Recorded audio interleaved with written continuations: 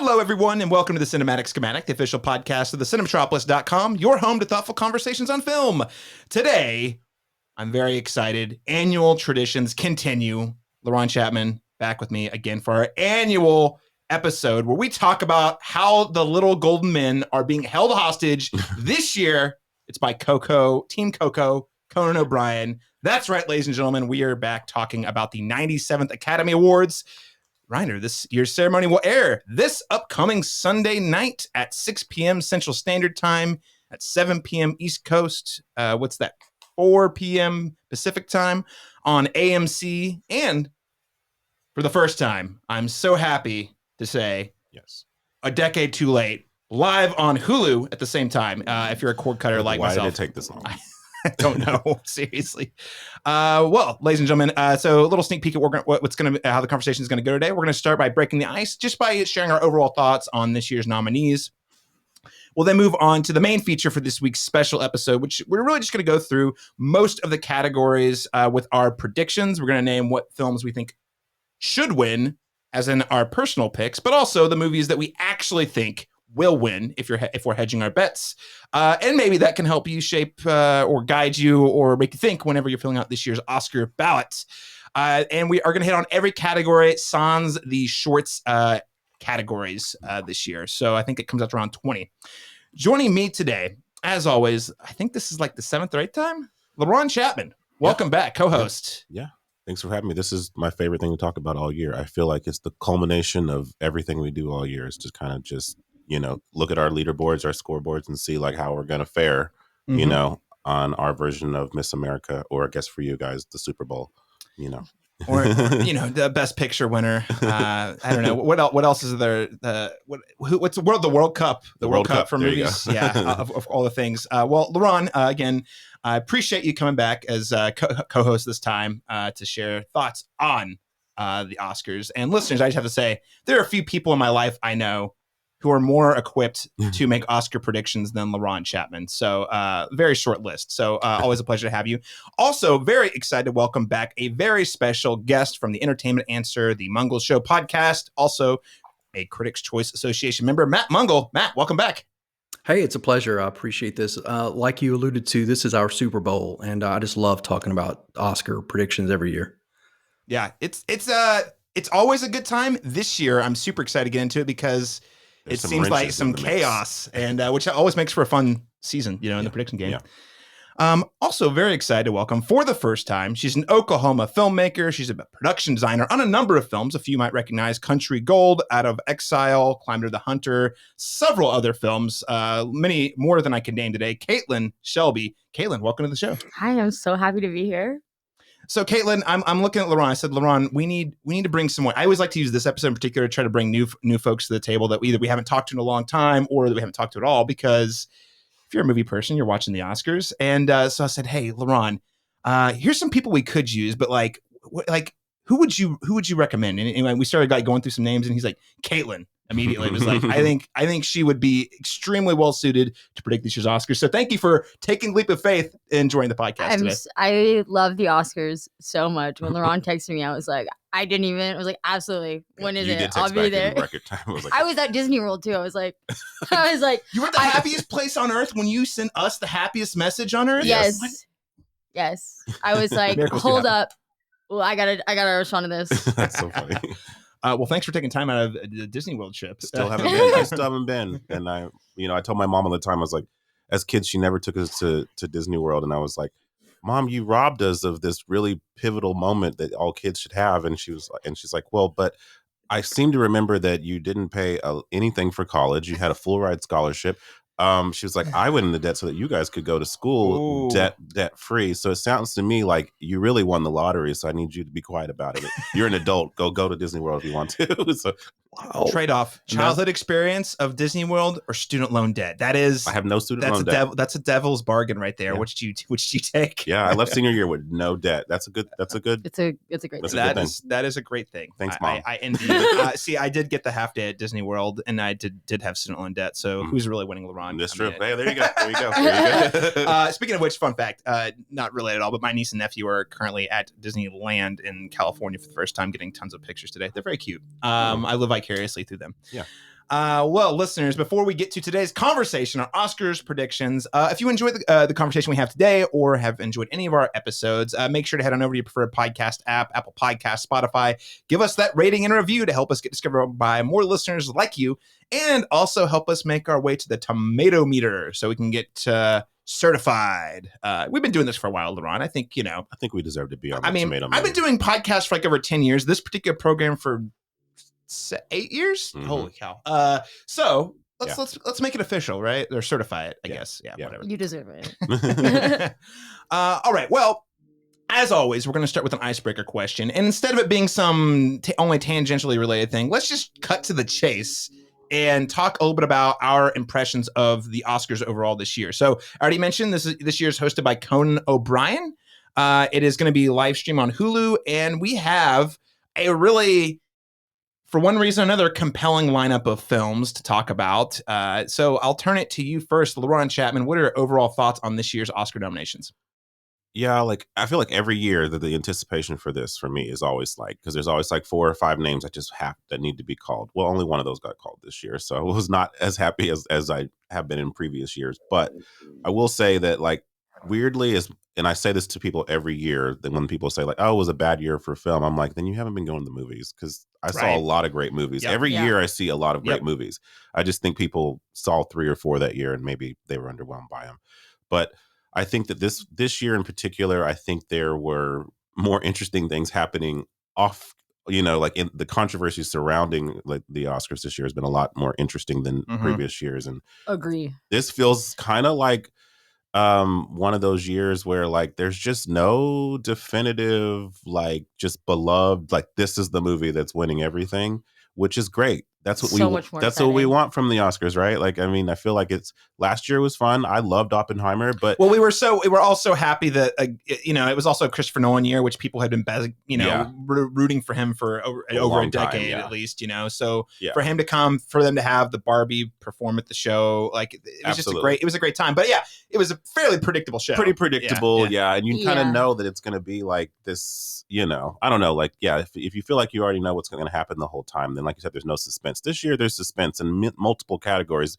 Some of them things happening off site, and then some things just because it's hard to know where everyone lies with all these movies. But it feels to me like the movie, they could make a sequel to Conclave about this year's Oscars. Instead of the Cardinals. So well. I know. There's that. It really adds. I really feel like the Pope not doing Somebody well. made a comment about the Conclave.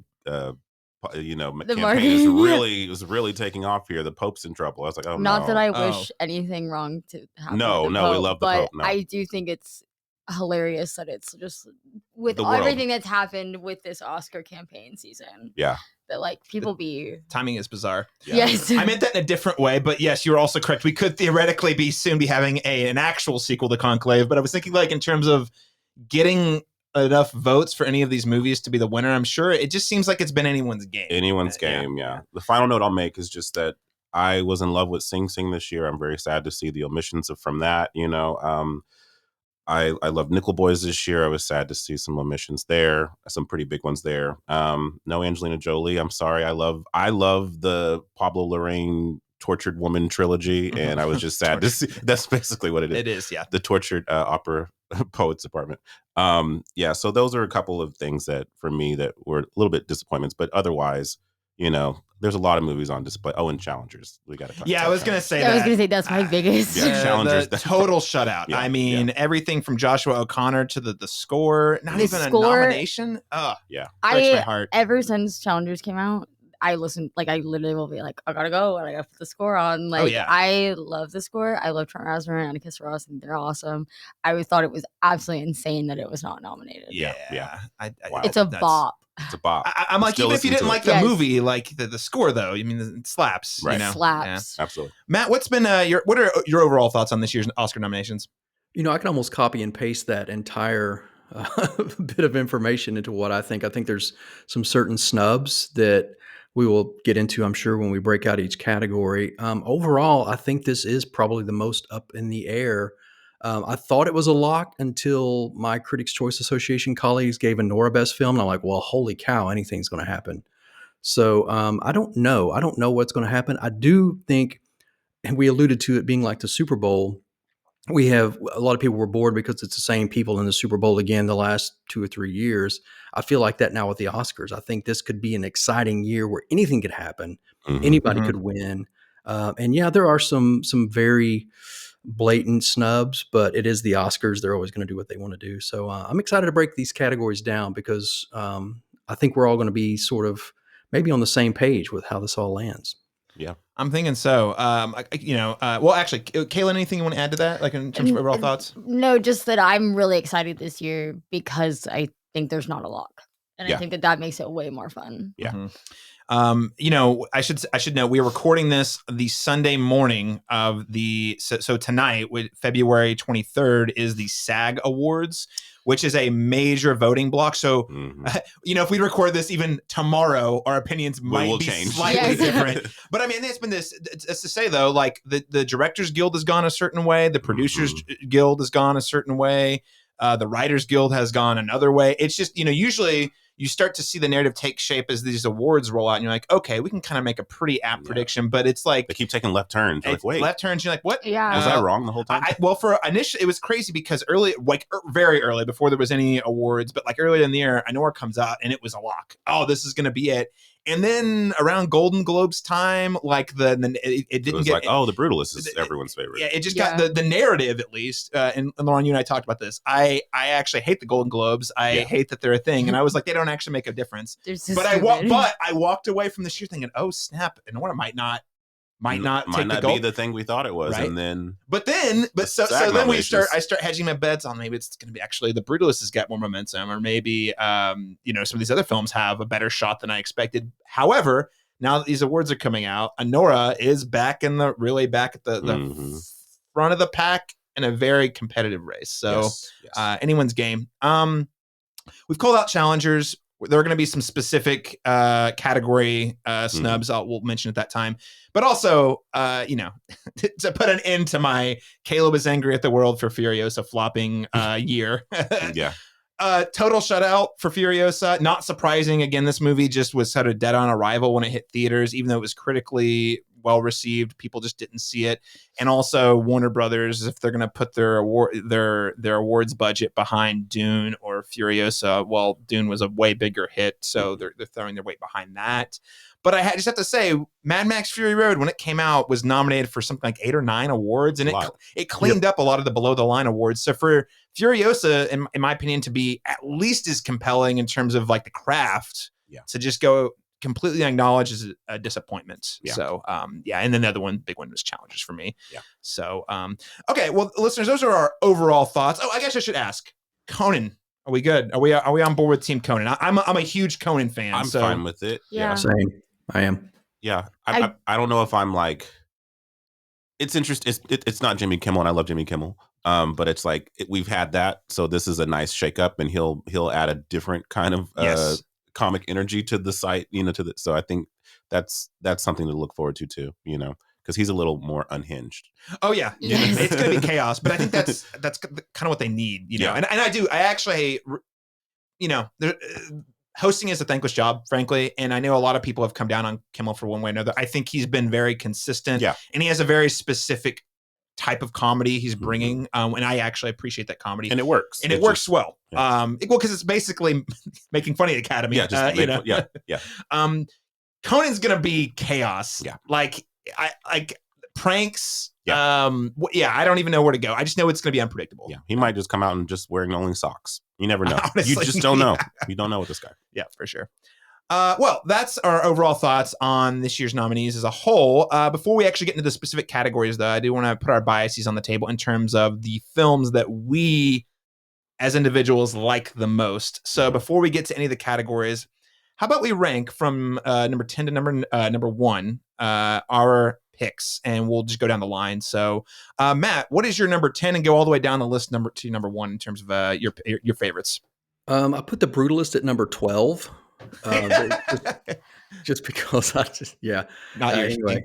It's tough. It's easier for me because I have 3 top films, being Conclave, Wicked, and The Substance, and then I feel like everything else kind of could interchange. It's like I don't have like, oh, I can't say that Anora is better than I'm Still Here, or definitely Nickel Boys needs to be up higher. But for some reason, it's not necessarily better than A Complete Unknown. So this year's, like we talked about, there is no front runner, and so it was hard for me. I just know that The Brutalist is last. Wow. That's the only thing I'm takes. 100% sure of. That is a hot take. I won't reveal. I'll just say that it was Laron's number 2 movie of last year. My number 3. I'm on the other tipping scale, but that's okay though. I also super get it not being everyone's cup of tea. 3.5 hours long. It's kind of some pretty nihilist movie. It's not for everybody. Yeah. Then Kaitlyn, how would you rank them accordingly? Start 10 to 1 if you were able. Okay, I wrote it down so I would remember. Okay, I haven't seen I'm Still Here yet. I'm missing that one. Hopefully try to see it this week. Amelia Perez is my last spot. Mm-hmm. A Complete Unknown, Nickel Boys, Wicked, Dune 2, Conclave, Anora, The Substance, The Brutalist. I'm sorry, I really like The Brutalist. Wow, number 1, all the way up there. Oh, okay, all right. So I love though, Brady Corbet. Mm-hmm. I'm here for him. I love him. I want him to have a career. So sure, yeah.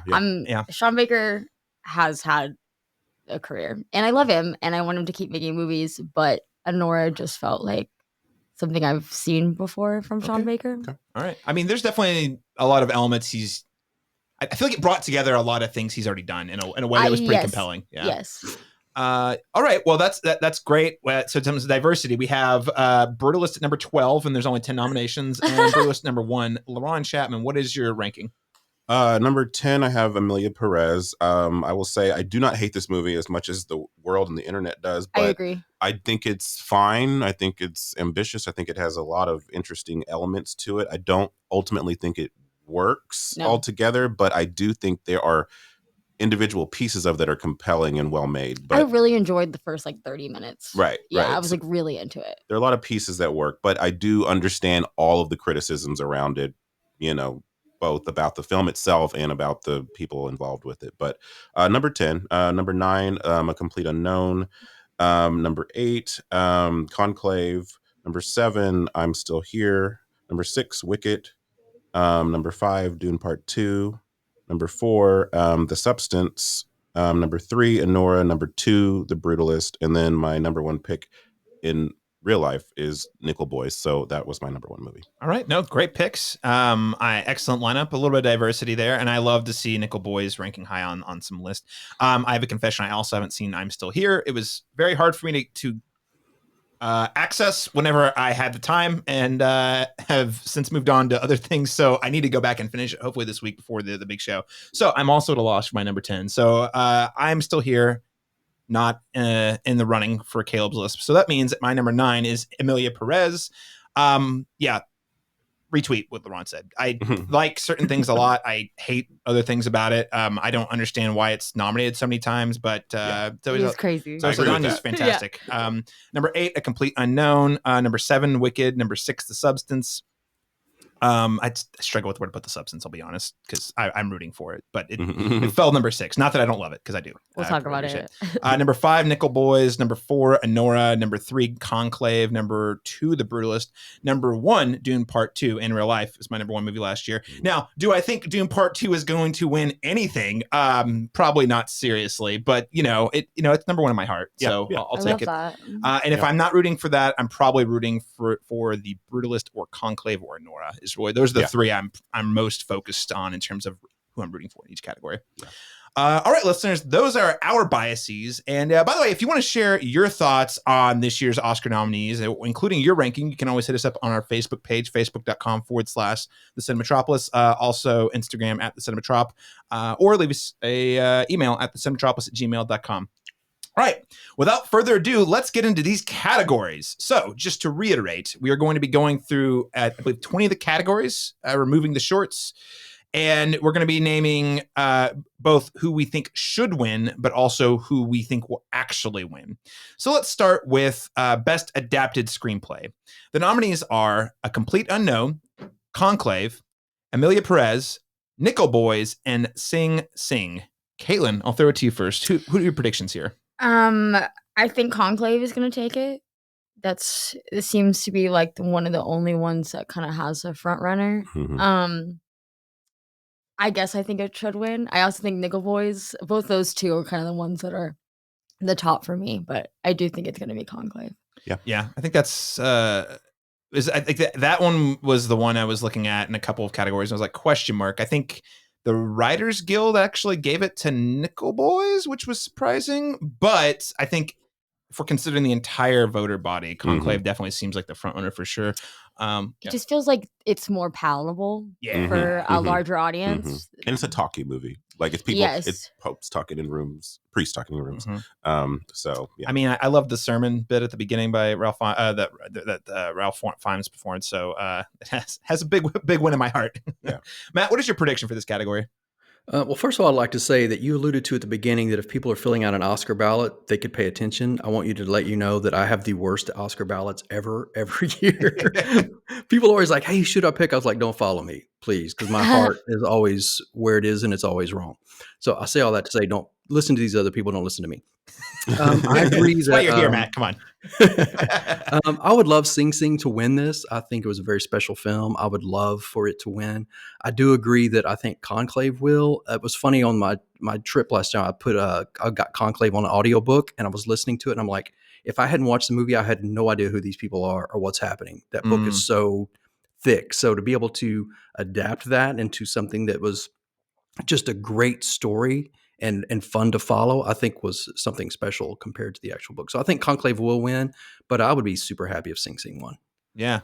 I mean, frankly, one thing I didn't mention at the top, but I want to reiterate, I think Laron, you and Matt both alluded to, but Sing Sing is a tremendous film, largely underrepresented. This category being one of, is it two nominees, two categories? So three. I think it's nominated for three. Okay. Total, including Coleman Domingos. Yeah. I really blame A24 for they dropped the ball with that. They really shit just on the entire rollout from the theatrical rollout to the awards campaign. Because it's like even when they brought it back to theaters, like I'm a part of like the AA24 or whatever, and they were like, we're bringing it back, and I was like, great, I missed it, I want to see it.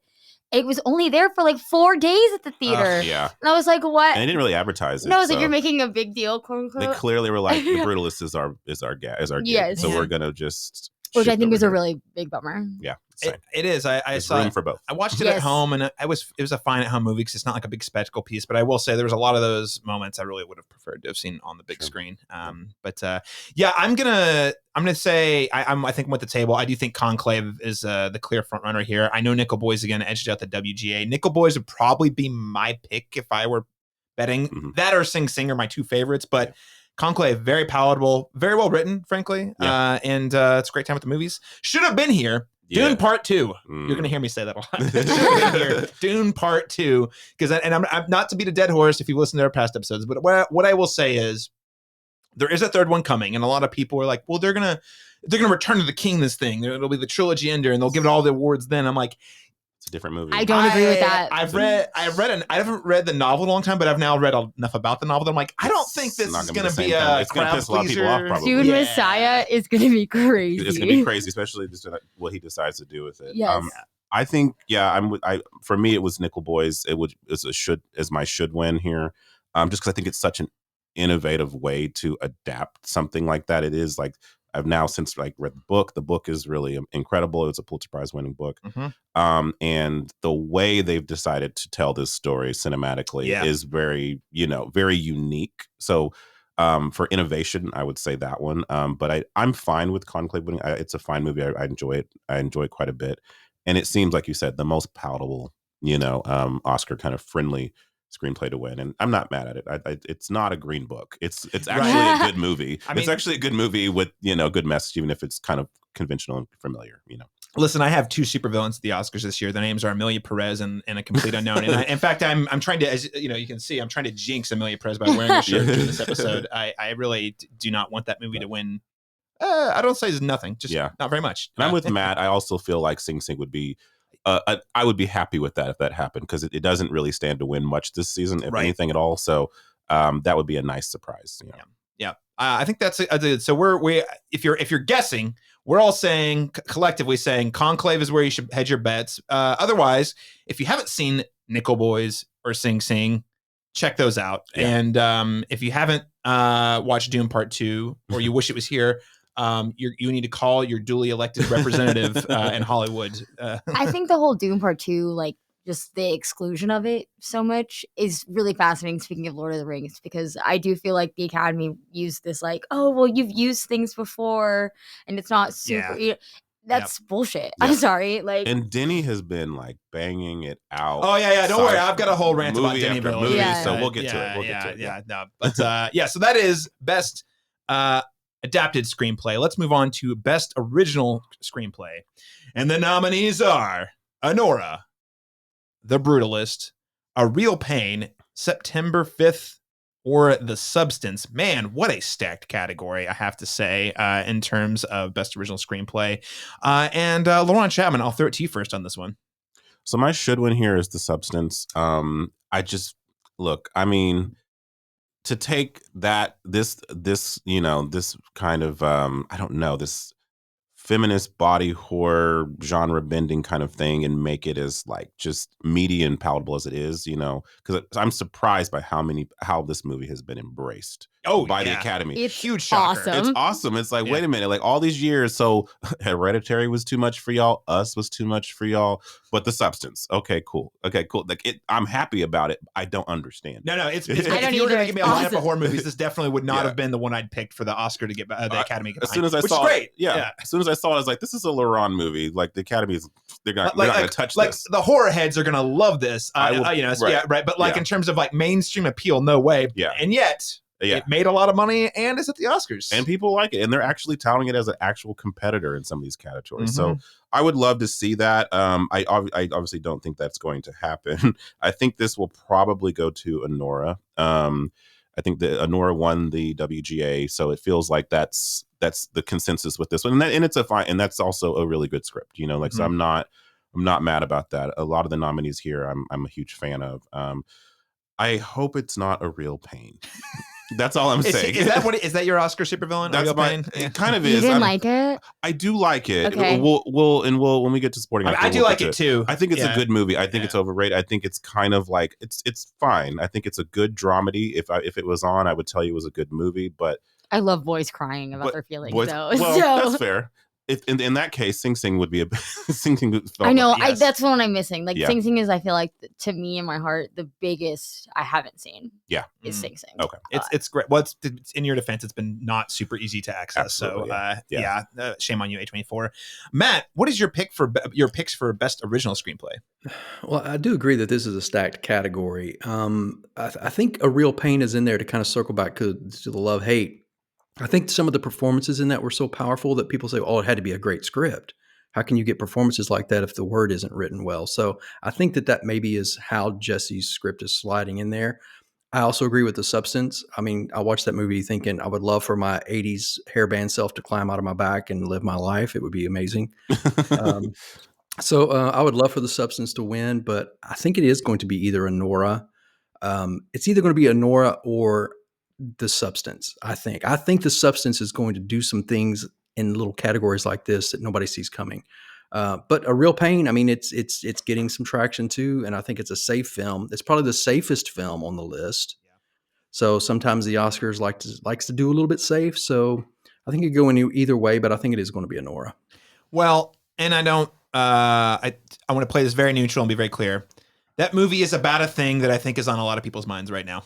In a lot of ways. Yeah. And I think that makes it feel more topical. So even though it is playing it safe, there's like a weird synergy in terms of current events. I mean, in a somewhat not unlike The Brutalist, where you're like, this movie is talking about things adjacent to things I'm thinking about. And I say Academy voters are thinking about probably based on world events. And every time we do this, I always have to like emphasize the fact that it's like I have my personal picks. I have what the vibe of the culture is. And then I have like then I have my analytical brain, like, well, here are the guilds that pick this. So it's like I'm coming into it with 3 different degrees of knowledge. I feel the same way. So it's like I can't omit some just because I personally wouldn't want it to be there. It's more so like I think this is what they're going to go. This is why I always try to break it into 2. What do you think will win and what should win? Because it's there's just sometimes you're like, well, yeah, that's going to win, but I don't think that's the best pick. Right. even in this nominee lineup. But yeah, no, I think it's a great point, Matt. Matt, I hope you were right. I really hope the substance throws us some curveballs. I would love that. I That would would be so great. so Yes. happy to see that one sneak some surprises in, especially in this category. Kaitlyn, what is your pick for best original? I'm going around the same table. I love The Substance. I would love for it to win. I think it's awesome. I love like the Cronenberg body horror. So to me, when I saw that movie, I was like, this is sick. Mhm. It would make my little heart happy. I do think Honora is gonna win. I don't know. This is just my personal opinion. I view best original screenplay is kind of like the category that Oscar voters give like the indie director that they don't want to give best picture to, like Paul Mhm. Thomas Anderson kind of vibes. Mhm. So I do think that feels like if Honora doesn't win in some of the bigger categories, that feels kind of like a safe thing Mhm. that the Academy could give Sean Baker to be like, we appreciate you, but Mhm. we didn't choose you. Yeah, here's your participation. Yeah. trophy. That is a great point. That oftentimes it's not screenplay and director being the same, which actually throwing that logic makes me want to change my predictions here because I do have that I think Honora is going to win screenplay just surely because I'm looking at the other nominees and I like 3 of these other 4 and I like actually I like all these. I still like A Real Pain. But I feel like The Substance is too radical. I hope I'm wrong. September 5th, I don't feel like has enough buzz. I think The Brutalist is more apt to win other categories. I agree. Like cinematography. Anyway, we'll get to those. But like, so I'm looking at the 2. So it's Honora just seems like the most evident, safest choice. Mhm. However, to your point, if it wins screenplay, now I'm thinking, can it also win best director? Maybe. I don't know. And that just feels like, yeah, I don't know. Yeah. But that feels like always where I feel like they put people when they're like, oh, you made a good job, but we're not going to give it to you. Yeah, not this time. yeah. Not this time. We promise not we'll come this around to time. you. Yeah. Leonardo DiCaprio. Eventually. Just got to Eventually. climb out of that bear first. Yeah. All right. Well, let's move on to best cinematography. And the nominees are The Brutalist, Dune Part 2, Amelia Perez, Maria, and one of the few nominations that Maria got, and Nosferatu. Also one of the few nominations. Exactly. Great lineup, though. I mean, I don't even love Maria as a movie, but I do think it looks stunning from a cinematography standpoint. So, actually, Kaitlyn, I'll throw it to you first. What is your prediction here? My prediction is The Brutalist, and I feel like that might take it. The whole VistaVision, the whole thing they filmed on that and the reels and everything, I feel like can maybe just like push that over. It's a good narrative to me. He's been campaigning on that for sure. Yeah, and to me, like that feels like if that one also doesn't win some of the top ones, that feels like a safe kind of like we give it to you because we're not going to give it to you. But I mean, that's for me watching it, like the VistaVision and everything, like that does feel like kind of like a gimmick. But I do think it's beautiful. I think the whole movie is gorgeous. Yeah. I wouldn't have called it a gimmick if Brady Corbet wasn't. He's doing the thing. Oh, Laron talked about it. I'm like, he's campaigning so hard that it's kind of annoying. And I'm like, I know it was hard and it was a choice. And I'm proud of you for making the choice. But you keep telling everyone how hard it is. Makes me like feel like you're. Yeah, you're flexing a little bit. And I say gimmick. I have love for him, as I've said before. I love Mysterious Skin. It's like yes, and I love Child of a Leader. Well, I can't say I love it, but I respect it and Vox Lux. But it does feel like whenever I see a movie that really wants to tell me that it was shot on film. Yeah, it always feels a little grating. Well, and even Christopher Nolan's been doing that for a while, but even that. I mean, it worked in his favor for Oppenheimer, but I also think pretty much next time, if he does that again with the Odyssey, people are like, yeah, we know. Everyone knows. 70 millimeter IMAX. We got it. We got it. You've already won the Oscar for that, basically. So, Matt, what is your pick for best cinematography? My top note is I put on here, I said, this is hard. This is probably the hardest category. Maria, I mean, you can pause Maria in any point in that movie and it's like a still portrait. It's the whole thing is just beautiful. Every cell, every image, everything. It's not going to win though. I want Nosferatu to win. That's my special film this year. To do Gothic horror and to do it so beautifully. I think there were some really great shots of outside the castle. So I would love for that to win. I don't think it's going to. My loathing for The Brutalist aside, I think it is going to win. We screened this at home. They sent us this at the house long before it hit theaters. So I have to admit, I watched it at home. So maybe I'm not the best judge of it, but my daughter, who I really trust, saw it in 70 millimeter and said it's the most beautiful thing she's seen. And alluding to some of the things you guys have said as well, I really think The Brutalist is going to win this. And I almost regret not.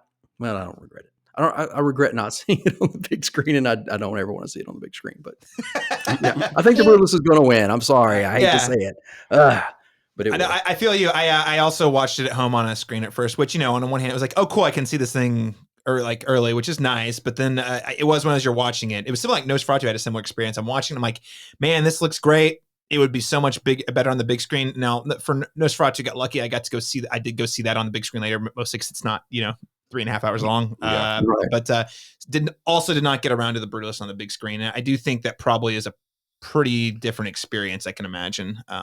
Which takes me to you, Laron. What are your predicts here? So I have The Brutalist actually as a dark horse here to take it. And I think that if it's doing well that evening, then I may regret not saying that it's going to win. I actually do think Nosferatu will win here. And I think because it's like, it feels like for me, the consolation prize for that movie. And if you're going to award one element of that movie, the cinematography is the showcase there. I feel like I've seen it a couple more times. I still really like it. I do think some of the more storytelling elements of it are very kind of conventional and on the nose, but it's so damn pretty to look at. Have you read Dracula? Well, this is fair. This is fair. It's kind of like that by design. I think this is fair.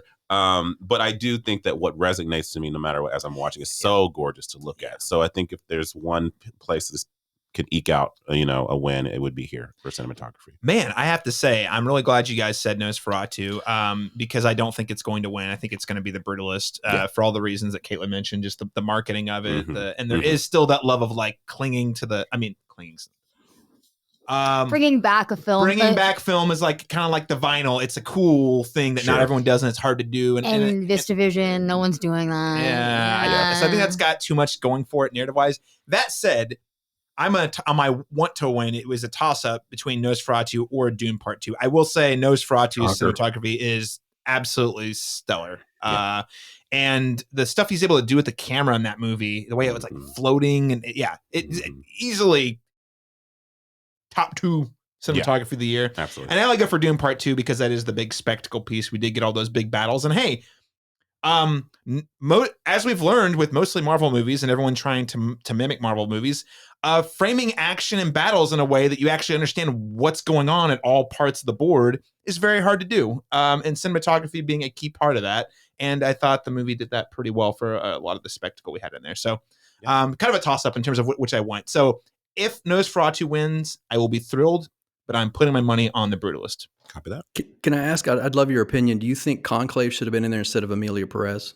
Because there were some beautiful shots in Conclave when they're walking in with the umbrellas and the red and the use of all that color. Yes, no, 100%. I would have put a lot of movies over Amelia Perez in here. That one being in here is interesting to me. It's strange, Yeah. Conclave was, I would say, though, that Conclave, that if there's a category it's missing, it would have been cinematography, man. I think that's a good point. Speaking of things Amelia Perez might deserve, let's move on to Best Sound. And the nominees are A Complete Unknown, Dune Part 2, Amelia Perez, Wicked, and, curveball, The Wild Robot. Love to see The Wild Robot popping up. It was a very, but it was one of my favorite movies last year. Not top 10, but I loved that it existed. Yeah. So special. Laron Chapman, what is your pick for Best Sound? I think this is where Dune will succeed. This is those sandworms, they make noises. This was I mean, there's so much sound. There's so much sound in this movie. I feel like I mean, I hate to call it a consolation prize, but I mean, it also, but that's what it also should win, I feel like, in this category. So, I mean, for this is my should and probably will win in this category. If there is someone like peeking in, it's probably a Green Witch. And, because it's a big production. I mean, I saw it in Dolby, and hearing her, what did you call it? The cape flapping in the wind during Defying Grace. There's some good sound in that movie too. And it's a musical, so there's a lot of elements like that in it, and it's a popular movie. So I could see that taking the category, but I also and predicting and want to win Dune Part 2. Every Oscar voter gets on the ballot and they're going and they're handing out these awards to not Dune, and they get to sound like, I did like Dune, right? Yeah, that was almost a year ago. Yeah, you know what? Sound. Yeah. Let's go with that. Now, Matt, I know that Wicked was one of your top films of last year. Do you think it stands a chance in the best sound category?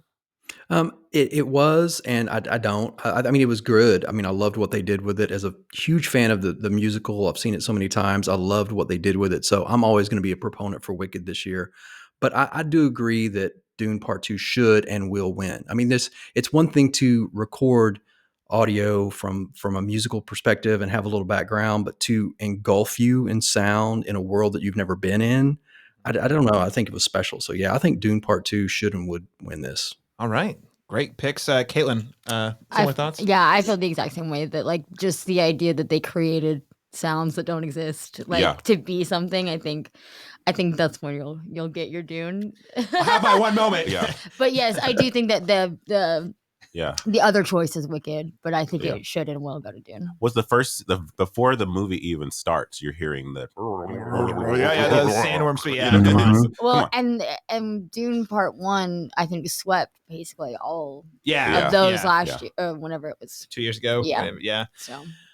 Oh, poor Dune Part 2. I think if it had just been released in October, this would have been a very different conversation. I think it was too early in the year. Mm-hmm. Yeah. Same with Challengers. It's I guess we didn't talk about it at the top, but this is definitely the year where I know we all know recency bias is a thing, but there are some years, like every once in a while, like I remember like Grand Budapest Hotel, for example, a long time ago. That was like a February movie and then ended up being nominated for a ton of stuff. Mm-hmm. So occasionally you have it where it's like, it sticks in the memory. For some reason, though, more than any other year, like the recency bias on display with the omission. Dune did get nominated, but it's probably not going to win very many things. Yeah. And then for Challengers to get completely left out, it's like, did you guys forget the first half of the year? And Furiosa is another one. Did you guys forget that there were good movies in the first half? I feel like if Challengers came out later in the year, we would be talking about it in cinematography, editing, score, possibly director and picture. Maybe supporting actor too. Yeah. My pseudo hot take is that maybe Queer took some of the wind from Challengers, and then they sales. cancel each other out because Queer is. I know Luca. But. My understanding is Luca put his campaigning energies around Queer. And then Amazon put their money behind Nickel Boys, which is a great movie, by the way, not to take away from that, but they picked different horses this year. Yeah. I'm going to echo the sentiment of the table. I think Dune will win and should win. I mean, give it something. I hope Denny he's not one of the people who did sound, but I hope he just pops up and gives his Oscar acceptance speech anyway. Yeah. Like I know I didn't have anything to do with this, but listen, Dune Part 2. Let me tell you about it. Let's move on to Best Original Song. And also where Caleb's going to massively butcher pronunciations. The nominees are El Mal from Emilia Perez. This is, I believe, the one that Zoe Saldana performed. We also have The Journey from 6888. Diane Warren back again. She always is there. Like as many times as like you have like your John Williams has won one, she's lost one for a different category. It's strange. It's almost like, guys, if you're gonna nominate her, just give it to her, or just stop nominating her. I know she's there like every year. It's like no, we have to nominate her, but no one picks her. Yeah. It's like I don't get the mentality there. If you love her so much, just give her an Oscar. And nobody campaigns harder than Diane Warren. Hey, seriously though, come on. It's like phone rings, your email goes off. It's like you see her in your front yard. It's like, okay, I get it.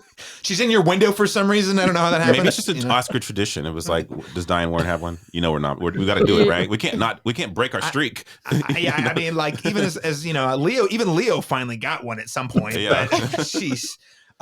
So anyway, The Journey from 6888.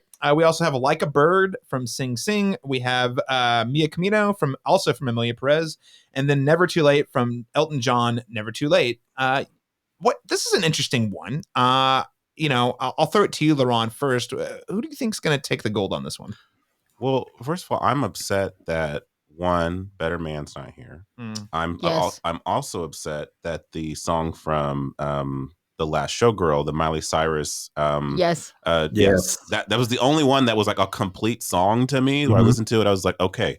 But then for whatever reason, it was great. Yeah, I guess for both of those, they for whatever reason, technicalities were not eligible for it. Seems weird.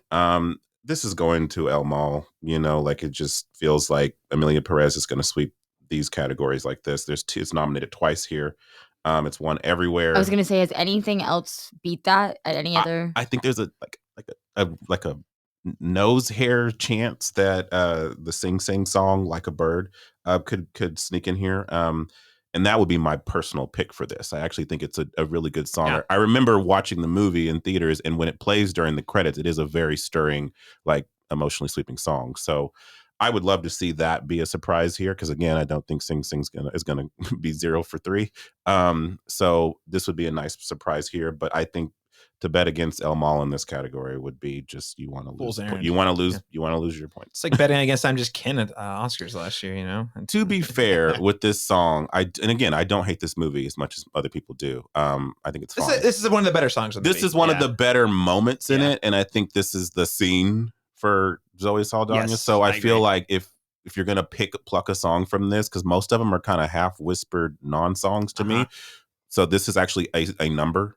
So it feels like this is the one you would pick from that movie if you were going to nominate. They did decide. I might have dreamed this. They did say they were not doing performances this year, right? Yeah, they did. Which honestly, I didn't know. That makes me sad. I know. I'm like, that's one of my highlights. I like the live performances. I like it. I mean, especially after I'm Just Ken just crushed it last year. Yeah. I mean, yeah, that's a bummer. Everyone in that auditorium was into it. Oh, yeah. It was great. Oh yeah, especially Emma Stone. That's why her dress busted up.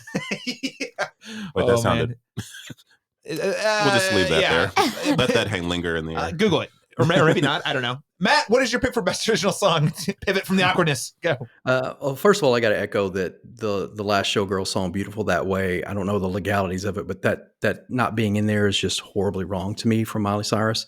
I don't know how it works with, if I hadn't seen Amelia Perez and just listened to the song, I'm trying to think if El Mal or Mi Camino would jump out. No. But El Mal, after seeing it, you can't unsee it. It was just beautiful use of a song and the choreography and everything in it. So it's wonderful. I do have both of them on vinyl. And I will say that Mi Camino, just in a listening experience, is a better song, but I don't think it's going to beat El Mal. But I do say the Oscars love Elton John. So you can't rule out the fact that there are hierarchy. There's just kings and queens of the Oscars and who they love. The same reason Diane Warren never wins. Elton John you can't ever count him out. Right. So he could win. But then Abraham Alexander for Like a Bird. Abraham lives in the town next to us over in Fort Worth. And so I'd love to see kind of a local Texas guy, even though he's not from Texas, he's here now, win. So I think it's going to be El Mal, or the only upset could be Never Too Late or Like a Bird. Yeah, I think that's a good point. And this is, we're at the end of Elton John's career. It's one of those we probably won't have another chance to give him one. Yeah. So let's just do it now because we love Elton John. That is a great point. Hadn't considered it. Kaitlyn, what is your selection here? Since I haven't seen Sing Sing, I'm going to not have a should win because I think that almost these fine. Songs all suck. No, I just think it's fine. I just can't really put anything. You're not going to listen to it independent of the movie. No, and my hot take is that that was definitely not my favorite song from the movie. I think I really liked that first big number with Zoe Saldana and all those and all the people on the street and things and what they were doing. It's fine. I guess it's fine. To me, I think they like the narrative that she's rapping and they wrote somebody who is French wrote a rap that then was translated to Spanish. Don't think about Amelia Perez for too long, anybody. Don't think about the ethics or any of that. Just roll. El Mal has won every award, so that feels the lock. And like you said too, that feels like Zoe Saldana's main song of the movie. So it's her Oscar clip. Yeah. Yes. I think there are 2 awards Amelia Perez might win, and this is one of them. I mean, I feel pretty confident it's gonna be El Mal. I would love to see Like a Bird take it, just to acknowledge that Sing Sing is here would be great, but I don't see it happening. I think, and this is also the category where I would say, as much as I'm not necessarily in love with this song, this is the one I'm not as offended by it taking. Yeah, you know what I mean. Like this is not. It's like okay, and I do think in the context, a movie I did not love by any means, but in the context of the movie, it is a pretty powerful song. Yeah, at least for that character. And it is an original musical, so I guess So, ladies and gentlemen, we're all saying put your money on El Mal and be mad about it, and and root for like a bird. All right, let's move on to best original score, and the nominees are hold on, it is right. The Brutalist, Conclave, Emilia Perez, Wicked, and The Wild Robot. Again, I love seeing The Wild Robot show up, and it is a great score. I will start with you, Matt. What is your prediction here? There is something very powerful about Conclave. Just the use of I like when they use a minimalistic instrument to convey like some kind of tension, and what they do with that violin with the little stuff that they do is just brilliant. Of course, I'm going to love Wicked, but I really think Conclave should win this, and I think they will win this. I know The Brutalist is great, I know, but yeah, my money on as he rolls his eyes. Yeah, I mean, the score. I mean, they had to write a really long score. Like it's probably the longest score ever written because it's the longest movie ever made. Anyway, so I'm going with Conclave. I'm going to put my money on Conclave for should and will. And I probably am wrong, but it is. No, I think it's great because the score is, listen, that is an underrated part of Conclave. Yeah. Like if you're looking at things that just really make those moments like have impact, it's not only the score, but they don't use it a ton. So when it shows up, it just really sets the vibe and the mood. So I think that's a great pick. I don't think it's going to win, but I think it's a great pick. So Laron, Chapman, what is your prediction here? So my should win won't win is Trent Reznor and Atticus Ross. I agree. For challengers. So there's that, and then it's not here, so that's fine. There are two scores. Are we allowed to call the police? A crime was committed here. They didn't show up. They're busy with other things right now with the world. But so I feel like with this category, there were two scores I've listened to all year, and that is the challenger score. And that is the Brutalist score. And I've listened to both of them while washing my dishes, and both of them are awesome. I love you so much. Washing my dishes while listening to challengers, I mean, like literally it turns it into a weirdly erotic thing that it never was meant to be. It's really good for like cleaning your house and things. Yeah, it's very vibey. You're just in a good mood doing terrible things. Me and my wife, when the temperature turns up on the conversation in terms of like, energy levels, we just play the score, and all of a sudden it makes everything feel more like high and Siri. So, like, every word. Hey Siri, you know what to do. But I mean, of the nominated ones here, I do love The Brutalist. I do think it's a very cinematic, muscular score. It feels triumphant. So feels classic too. And it is very strong. Even if you don't care for the movie, I think that is a very strong component of it. For me, that my should and will win in the category of the ones nominated, not including challengers, is The Brutalist. Yeah.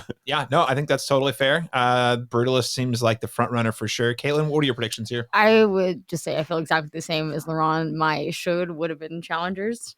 It's not nominated. So the Brutalist, though, I saw in IMAX, and I mean, maybe that does change, how you feel about it. But when that movie opens and that score is loud and surrounding you, like you get chills. Like the imagery with the score is, I think, really strong and feels like exactly the type of movie that Oscar voters pick. You know what I mean? Yeah. Like I said, it just feels like one of those when you listen to it, you're like, this feels like an instant classic. Yeah, it feels like an epic. Right. And you feel like you've heard it. So it feels both familiar and completely original at the same time. Yeah. It serves like motifs and stuff like the type of stuff John Williams, traditional scores would do that maybe a lot of contemporary scores don't do as much. Yeah. I also think The Brutalist, of the nominees, The Brutalist will win, should win. That said, yes, justice for challengers, the real should win. Also, justice for Dune Part 2. Exactly. Also justice for, and I know they're like, well, you used some of the score from the first one. Peter absolute bullshit. They did that with Lord of the Rings. They've done it with Star Wars. I mean, come on, guys. Yeah. I know he literally created instruments and sounds for Dune. Yeah. I think it's a shame. I'll give it you. No, you nailed it. I think at least to be nominated. And I know Hans Zimmer has been around forever, and like that's the thing. I think this is why it's super important that you get to pick and choose when you give these, like, you know, Goliaths of their category the awards, because you need them to matter. And I feel like both Dune Part 1 and Part 2 are like some of Hans Zimmer's finest work as an entire career. I agree. Don't give it to him for, you know, just any movie. Give it to him for that one. And he's not even here now. So we'll see. He that is one of the awards I do think for Dune Part 3 or Dune Messiah rather, that even that I don't think that movie is going to be super well received. I think it's gonna the score might be. I'm excited about the movie. I'm so excited. Say in terms of the Academy being on board with it. All right, let's move on to Best Film Editing. The nominees are Anora, The Brutalist, Conclave, Emilia Perez, and Wicked. Kaitlyn, who's going to take Best Editing? I think it's going to be Conclave. It's had a good last few awards. I know, like, it did pretty well at BAFTA and all the other ones, and I think that makes sense. It's pretty clean. I love Conclave. I love Conclave. Yeah. It's great. And it just felt like that's a very complete start to finish, has a good tone the whole time. Mm-hmm. It just really felt like there was nothing that should or should not have been left out. You know what I mean? The editing was top notch for sure. Yeah. So to me, that movie feels pretty clean. Conclave. Could and would. I'm going to go with that. All right. Yeah. All right. So Kaitlyn's all in for Conclave on Best Film Editing. Laron, Chapman, what is your pick here? I'm so torn on this one because there's again, Challengers is not here, so right. Which is really strange because it's like so strange. Is this the best edit? Cool. But I feel like this is one of those categories where Anora could win. It's a very like, you know, madcap, you know, kind of, you know, it's a movie that could have been boring if it was not propelled in the way that it is. That movie really moves, even though they're going to multiple different places. But I could see Conclave winning here too. So I'm kind of torn on this one. I have currently right now that Anora will win this, but I do think that Conclave stands a chance. My personal pick in this category would be The Brutalist, though. Okay, so Laron, his personal pick is The Brutalist. His money is on Anora with a possible caveat of Conclave. Yeah. Yes. Okay. All right. I think that's a very good and nuanced prediction. Matt, what is your prediction for Best Film Editing? I had trouble with this one because I'm not sure because I'm not an editor, but when I was watching Emilia Perez, I got to give films credit, even though they frustrate me. When I was watching the scenes where they would be at a table and it would fade out to two people singing and then fade back in, or filming and editing choreography in the midst of dialogue, I don't know if that's editing or not, but that seemed to me to be very tricky. Mm-hmm. Like making it very seamless from one moment to the next. I think if there was no backlash with Emilia Perez, if the Netflix curse wasn't there, as it is every year, this one could find a place if that's editing. But I do agree that I think Anora is the front runner to edit a film that's a chase through a city and to cut to different things. I just thought they did really well. I would be excited if Conclave won, but I think my money is on Anora. And if anything's going to beat it, I think it is Conclave. Yeah, I'm with you on that. I think Anora's got the best chances. I also just think it fits really neatly in with the Sean Baker narrative. I mean, he's been a dude who's been doing work in the industry for a while. This is why I kind of have him on a sweep in terms of his nominations. He's been doing little indie hits for a very long time. He's a writer, director, and an editor, triple threat, which we don't get very. It's very you get a lot of directors, a lot of writers, a lot of actors or editors, and then more regularly than the triple threat, you will get writer directors, but not super often do you get writer director editor. So my money, I don't know how much that's actually going to factor in. That narrative is going to factor into the voters' minds, but in my mind, I feel like there is a powerful narrative of like, all right, Sean Baker's been doing great work for a long time. We've loved his movies. We haven't often given his due. Let's celebrate him this go around. And he's doing all this work. Let's give it to Anora. And I do think it's a well-edited movie as well. And comedies aren't normally it's not really, it's kind of a dark comedy of, I don't know. Yeah. But it's kind of, I guess basically this isn't the genre that you normally think editing would go to. Right. But I do think some, you know, as we're kind of alluding to here, that it does feel like there's so many ways that this could have been static and uninteresting that he makes it move and feel rhythmic throughout that entire two-ish plus, runtime. So I like Anora, don't get me wrong, but my only big like peeve with Anora is that middle chunk gets a little long. Okay. And that's my favorite part of the movie. No, but I mean, it's the best part. But like, there are scenes where I feel like Sean Baker is an actor's director, and there are some scenes that I felt like that he probably felt a little more connected to the material than I think that the material actually needed to be in the movie. Yeah. There's some things like that's just what edges out Conclave for me. Yeah, totally. I also think Conclave is a possible contender here for real. I think it's more likely than The Brutalist. And I'll also throw out, just should have been here. I probably should have been saying this for other categories. Furiosa. I mean, crazy impressive action sequences edited to like 72 perfection. days on the war rig. I know. I didn't even get an acknowledgement. It's crazy. It's just wild. Yeah, for real. But that big rig. I mean, there's multiple sequences, but that big rig chase in particular, just that whole thing is an achievement in cinema in my mind. Just the way they pulled it off, the editing, the choreography, the sound mixing, the planning, like months. I also probably should have mentioned they're Furiosa. still out in the desert, like what the fuck? Yeah, the stuntmen are like, where's our acknowledgement? I also probably should have mentioned for cinematography, but this is definitely one where if I was thinking of Furiosa, I feel like should have at least been snuck it in here. And it's like, yeah, it was pretty cool.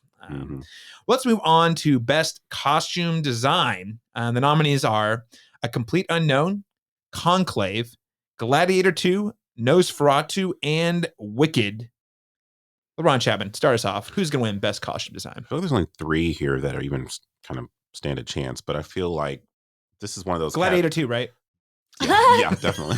I mean, there's a lot of costumes in it, but no.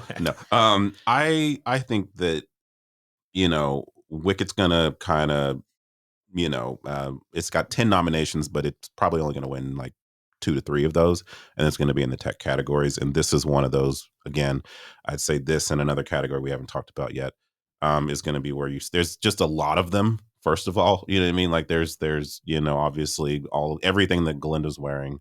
Everything that, like the multiple variations of big plush pink things, when we get to Munchkin Land, then also Emerald City. I mean, there's just so many sculptural dresses in this film. A lot of variety. A lot of variety of variants of that, the wizard suit, so it feels like it's very costumey by nature because it's a theatrical play. But is it more impressive than the vape pens? Ooh, I mean, you've asked a very important question. No, I feel like, but yeah, it just seems like this one for me feels somewhat of a no-brainer. I think if Gladiator 2 was received better by the Academy, then it could be in contention. I think that one's dead last in this category. It's dead last now. If you didn't nominate, it's even nominated. If you didn't nominate Denzel, then you're not doing this. Exactly. I feel like the reason it's on here is because Denzel in press was all like, I just got to wear a bunch of rings and robes and run around, and I love that for him. Yeah, good for him. Yeah, good for him. Loved it. Love to see that Denzel is getting to do things. And he's happy. Just running around in robes. I mean, Nosferatu would be a good pick here as well. There's a lot of period stuff in there, but it's not necessarily things we haven't seen before. So I feel like Wicked's a little bit flashier, a little bit, so I would say this is one where it would be my personal pick and the one I think it will win. Okay. All right. Fair enough. Matt, what are your predictions here? Yeah, I kind of agree. I think A Complete Unknown and Conclave, there wasn't much to pull from. I mean, you can go into anybody's closet or go to the Pope's house and you can grab all those clothes and put them on people. So I think that's good. Gladiator 2, we had a guy in a shark suit swimming around in the Coliseum. So that was what it was. Great costume. I think Wicked should easily win and should win. I want it to win for all the reasons that were said. Mm-hmm. Okay, so I wouldn't be mad. I wouldn't be mad at Nosferatu either, of course. Yeah. No, but a lot of support for Wicked here. I think you guys are making a great case that I'm going to disagree with, but I think it's a great case to make. Caitlin, what was your prediction here? Yeah, I think it's going to Wicked. I do love Nosferatu for that. I think that some of those costumes are really beautiful and continue the tone of the movie really well. But the scale of Wicked just to me feels like it's gonna just. That's a good point. The scope, the number, yeah.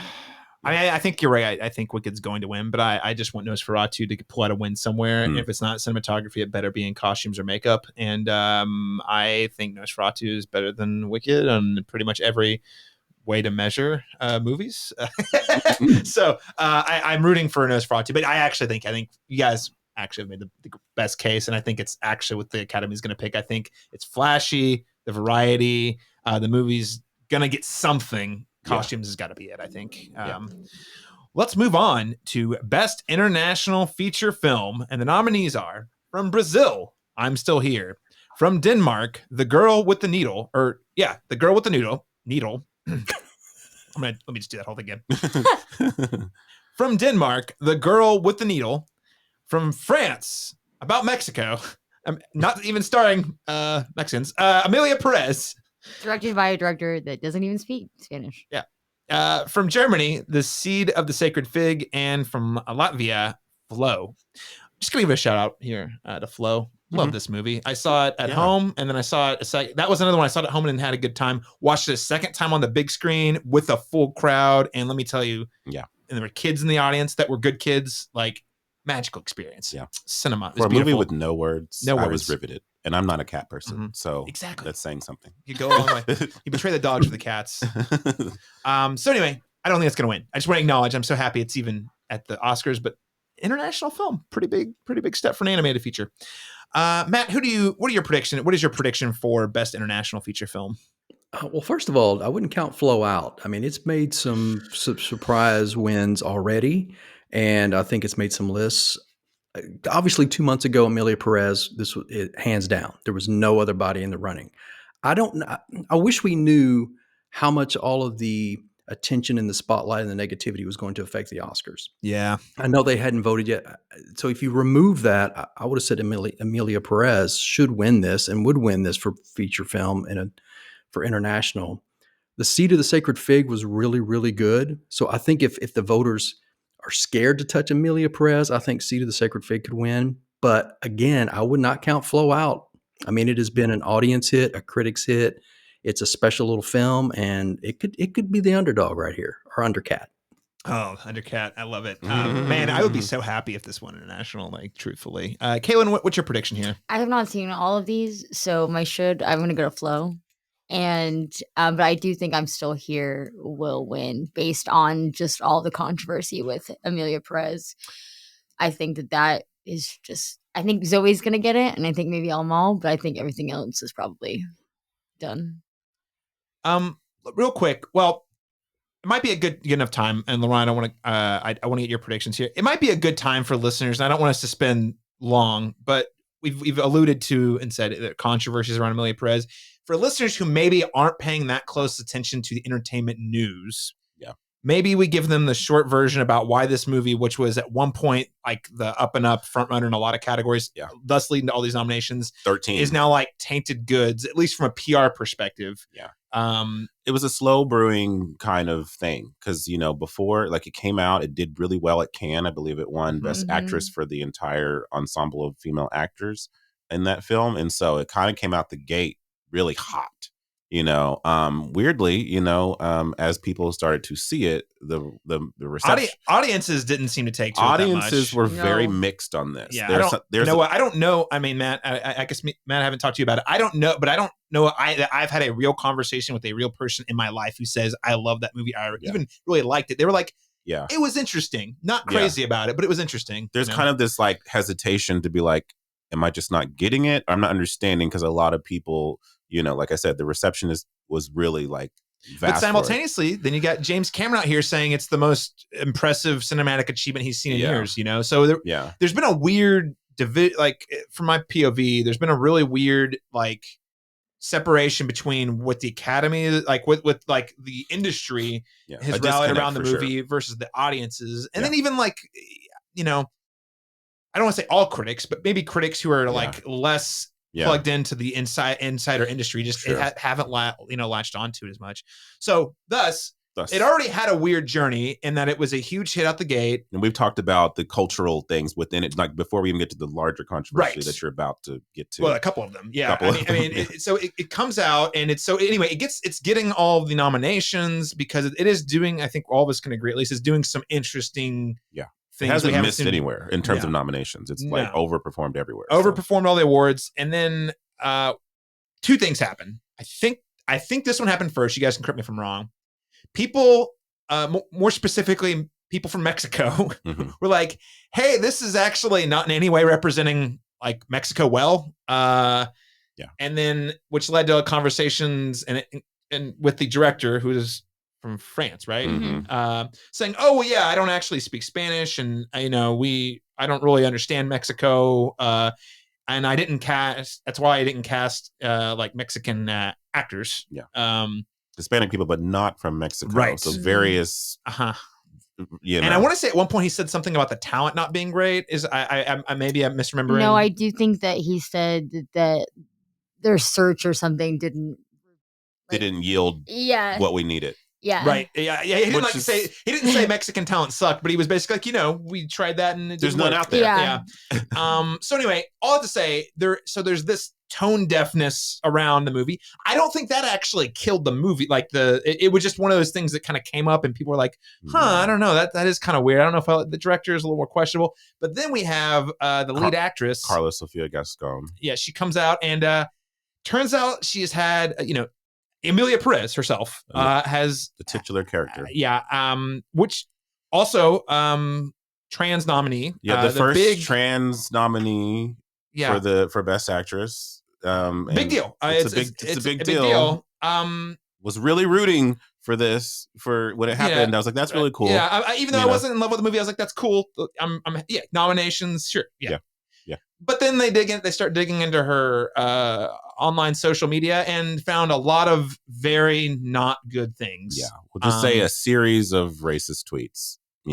Some about George Floyd, some about Nazi sympathizing. Just a lot of weird. Did not like the Black Lives Matter movement. Did not care for the Black Lives Matter movement. Cool. And I know it sounds like hyperbole. Those are buzzwords that get thrown around a lot, but like quantifiable, you could say, "Oh, this is a post that's like Nazi sympathizing." Like literally, the tweets were mean, and then there was anti. So and not funny. Not funny. They were not funny. I feel like there was even one that was like about Selena Gomez. It was literally about Selena Gomez and her being like she was like she's a crybaby or something. It's very unkind. Yeah.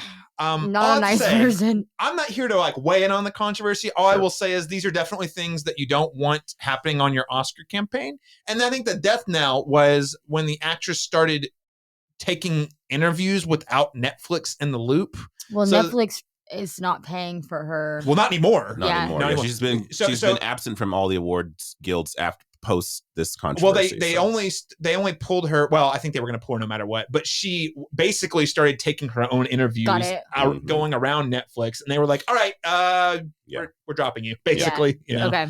Yeah. So that is a little bit of context for listeners who have not been in the know or you've heard there's controversy, you don't know what it is. There's a lot more you can read about it online if you're really curious. But that all has to say is it's weird that all this controversy came out after the movie was already such a runaway success in terms of awards nomination and in a lot of categories a clear front runner. And I mean, seriously, at one point I even told Laron, I was like, hey, Emilia Perez might sneak in a win for Best Picture before the controversy. But here we are.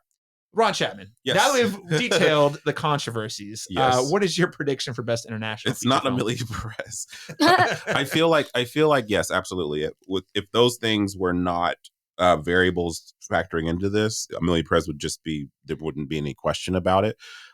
It's kind of unprecedented that we have 2 international films nominated for Best Picture as well in this category. I was wondering how often that happens. It doesn't happen. I mean, we want usually one, and it usually feels like that's like Parasite. This happened before. But Zone of Interest. Zone of Interest. So but that's normally a precursor to like, oh well, if it's here, it's definitely taking its other category. Right. It won't win picture, but it'll definitely win here. That was going to be the case for Emilia Perez, but now that and I do believe that controversy came out just before the voting was like. The voting ended or was it? I can't remember the time frame. The controversy came out long before the Oscar voting ended. Okay, so then I will, but not other guilds. That's where it gets. Other ones were kind of Critics' Choice, I think, because you guys had already wrapped your voting before a lot of that. Is that right, Matt? Yeah, like one day before. Yeah, and my hope is that with that factoring into this, that poor Zoe Saldana, who's been running a really pretty squeaky clean campaign, is not. And there's a beloved talent. There's a beloved talent. It's not like somehow getting like slugged through the shit with this, like, because it's really not her fault, like, so I feel bad in that sense for the people, the craftsmen in this movie that are kind of, I mean, maybe Jacques, he might have some blame here too. But I think generally speaking, though, I'm Still Here, I think has the most, because it snuck in to the 10 and it was on nobody's radar. It showed nowhere else. So there's obviously some love for this one. I personally would pick The Seed of the Sacred Fig. That was the most powerful among all of these movies that I've now seen. I like The Girl with the Needle quite a bit as well, but that was my favorite of these categories. But I think that what will win is I'm Still Here, because Amelia Perez is now kind of been edged out. Yeah, I don't have too much to add. I think you guys have already said it all. I have not seen I'm Still Here, but I'm banking on this to win for the reasons you detailed, Laron. It snuck into Best Picture. Amelia Perez is not going to win either of those, so I think that means I'm Still Here is going to take that spot. I also would pick The Seed of the Sacred Fig. I think it's an incredible film, also timely. I still, though, even though that's my pick for should win Seed of the Sacred Fig, if Flo wins and Matt is right, and I hope you are, I would be just so happy. Seeing such an underdog under Cat. Yes. Unexpected win to come through. So I am rooting for Flo as well. All right, let's move on to Best Makeup and Hairstyling. So the nominees for this are A Different Man, Amelia Perez, Nosferatu, The Substance, and Wicked. This is a very tough category, I have to say. I agree. It's I think even Amelia Perez, I mean, the makeup is pretty good. So Kaitlyn, start us off. Who do you think will and should win here? Okay, I got a shout out first to A Different Man. That was one of my personal tops of the year. So I love that it at least showed up here. Adam Pearson. Yeah, I love him so much. My pick personally is The Substance. I think it's awesome. I think a lot of the stuff that they did was all practical. And if you've seen any like behind the scenes of them making it, it just is like so cool what they're doing. I love it. It's wild. I do think it's gonna go to Wicked, but that just feels like the safe bet, But I also love it's a stat category. I think I like every movie, maybe besides Amelia Perez. But even then, I was, Yeah, that was well done. Yeah. It was good makeup. Yeah. I Googled, did she play both? Yeah, both you didn't parts? know. You didn't know. I literally didn't. I was like, did they find someone that looks like her? I think it's gonna go to Wicked, but I would love to see The Substance. All right. Against that category, Laron, Chapman, where do you come down on this one? Okay, so I differ. I think this is The Substance and nothing else. I feel like there was a narrative. I feel like there was a narrative around The Substance winning this category or being before it was even considered to even be an Oscars player in any other category. Everyone was saying like The Substance will never touch the Oscars, but man, it could sneak in that makeup and hairstyling, because clearly if you watch that, that this movie, you're going to see that was like the most prosthetic makeup, kind of that. And normally this kind of is tethered to a best actor in some category, with like Poor Things or, different things like that. Like any kind of transformational kind of, where there's a lot of heavy makeup. So I feel like The Substance is like, if it's going to win anything this year, I think this is definitely what it's going to be. That's my should and will win. I will say that this category is strong, and it was a strong year for makeup. Sasquatch Sunset, like, come on, like Different Man, even Beetlejuice, which I didn't like. The makeup is pretty good. The makeup is good. Yeah. So I mean, like, there's a lot of like. I did believe that Willem Dafoe's head was half blown off. Yeah. Yeah. There you go. So there were a lot of strong categories in this. Nosferatu, but The Substance. Like, where is he? Exactly. Yes. Not him. I guess a lot of people would ding this movie because there's a really strong mustache. You are talking to someone who was definitely bothered by that mustache. Yeah. Oh, wow. Oh, man. So, sorry. Well, I just know I don't get it, but it's okay. I purposely, I know that they didn't really do any press with it, right? Like with the mustache, but I went in on Christmas night, like ready to see him. And then there's like the shadow, and I was like, does he have a giant mustache? He does. And then he walked out, and I was like, wow, that is a mustache. Yeah, it was a choice. It was a choice. It was a choice. Hey, Matt, we haven't talked about this. Before you give your prediction, where do you land on the Nosferatu mustache? Ruin the movie? It didn't ruin it for me. I thought it was a little campy. I don't know. It didn't really take me out. Now that everybody said it, now I can't not see it because I've watched it now like 4 or 5 times, and I can't not see it. But yeah, it wasn't a big deal to me. I think because I liked the film so much otherwise. Yeah. That was kind of where I landed too. I when I saw it, I was like, well, that's a choice. Yes. I definitely was like, that's a choice.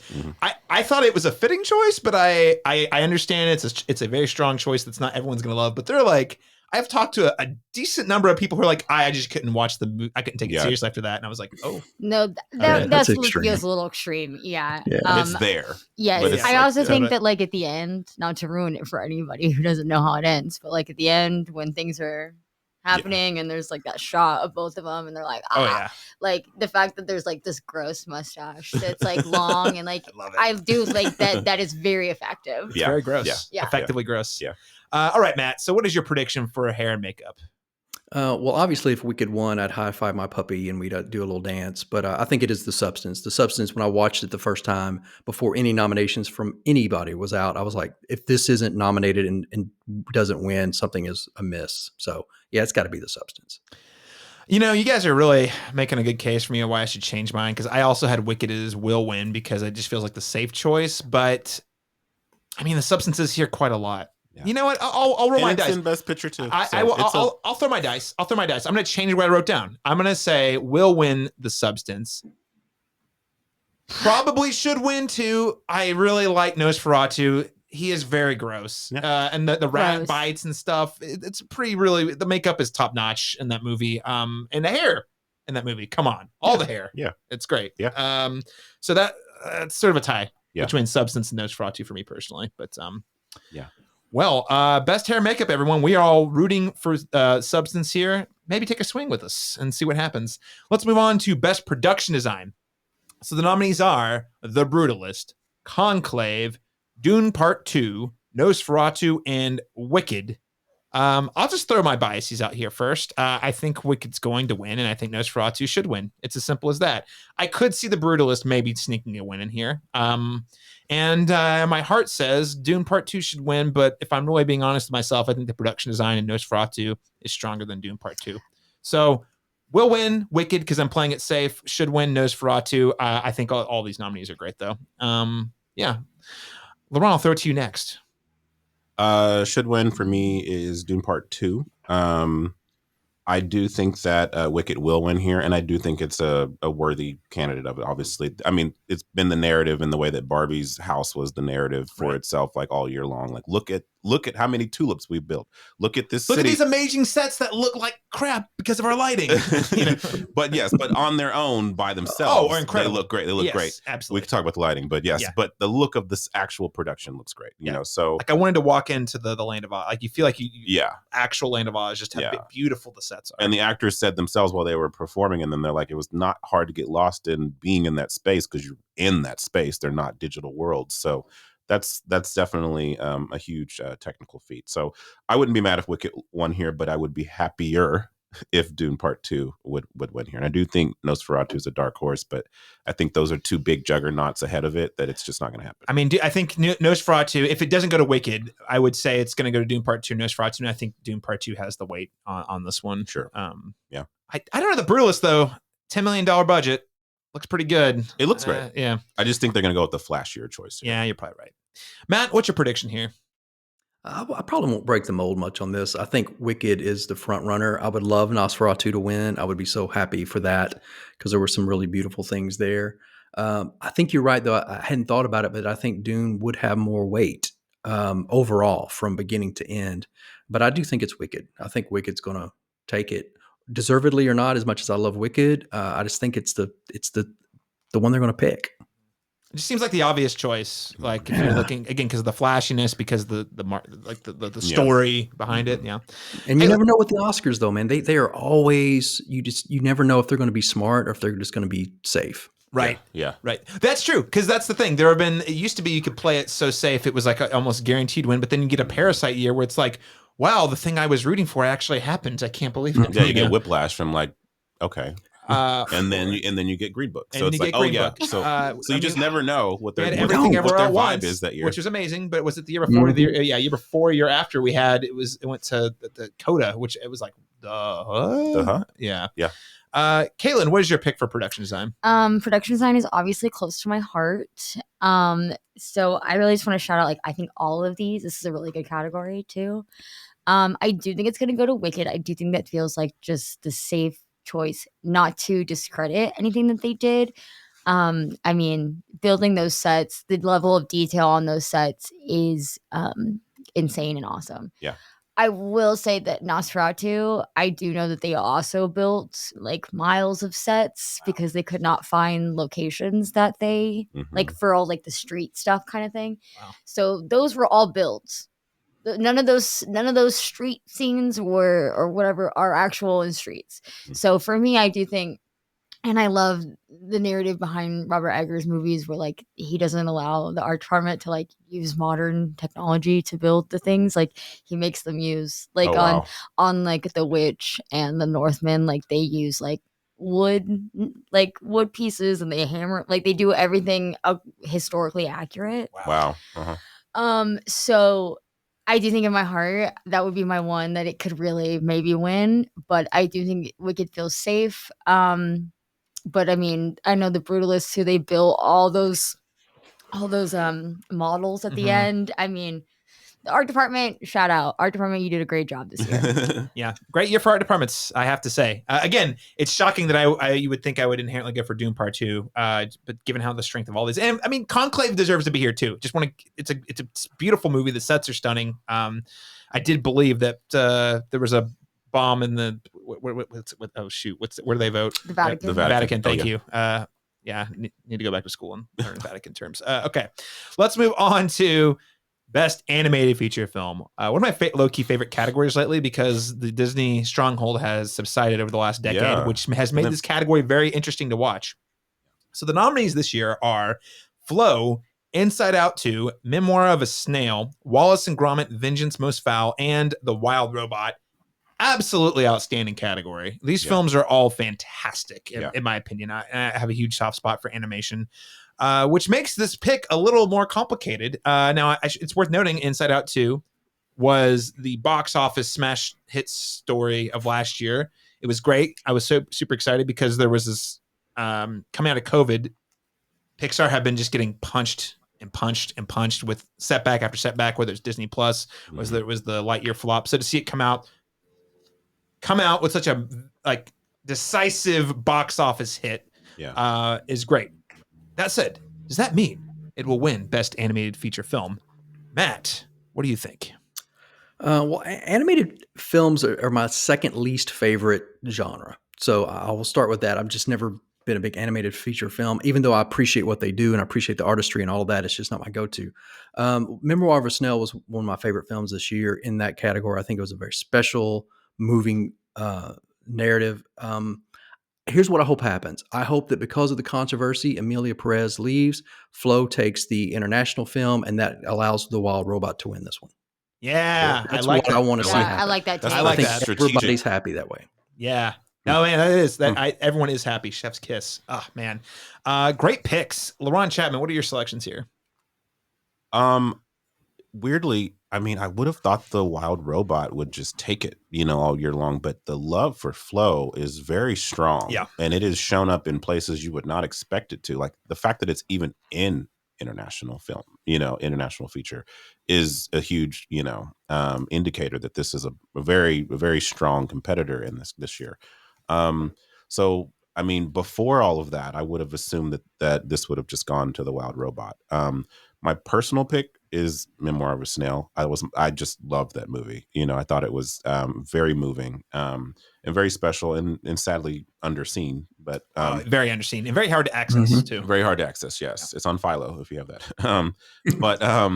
But yes. So that would be my personal pick. But what I actually think will win here now is going to be Flow. Okay. I think The Wild Robot. In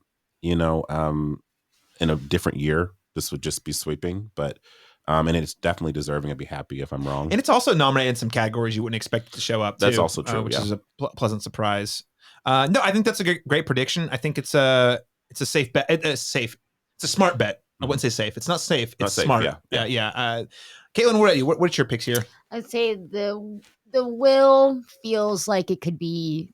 I was gonna say Wild Robot, but Flo has had a lot of momentum, so I'm not sure about which one. My personal favorite, I love Wallace and Gromit. I grew up watching Wallace and Gromit. I loved it so much. It made my heart so happy. So I'm just for me, my should is Wallace and Gromit. I don't think it has any chance at all. No, but I'm glad it's here. And hey, I'm glad it's here. We have 2 claymation picks this year, which is great. Yeah. Claymation, stop motion, that thing is such a an art form that I perpetually feels like it's about to not exist anymore. Yeah. And then every time I feel that way, we get to the Oscars and it's like, nope. We have 2 in this category this year, which is a big standout. Man, my heart's torn. I think Matt, that the scenario you painted is what I want, which is I do want Wild Robot to get its flowers here. I do want it to get celebrated. I think it's a fantastic film.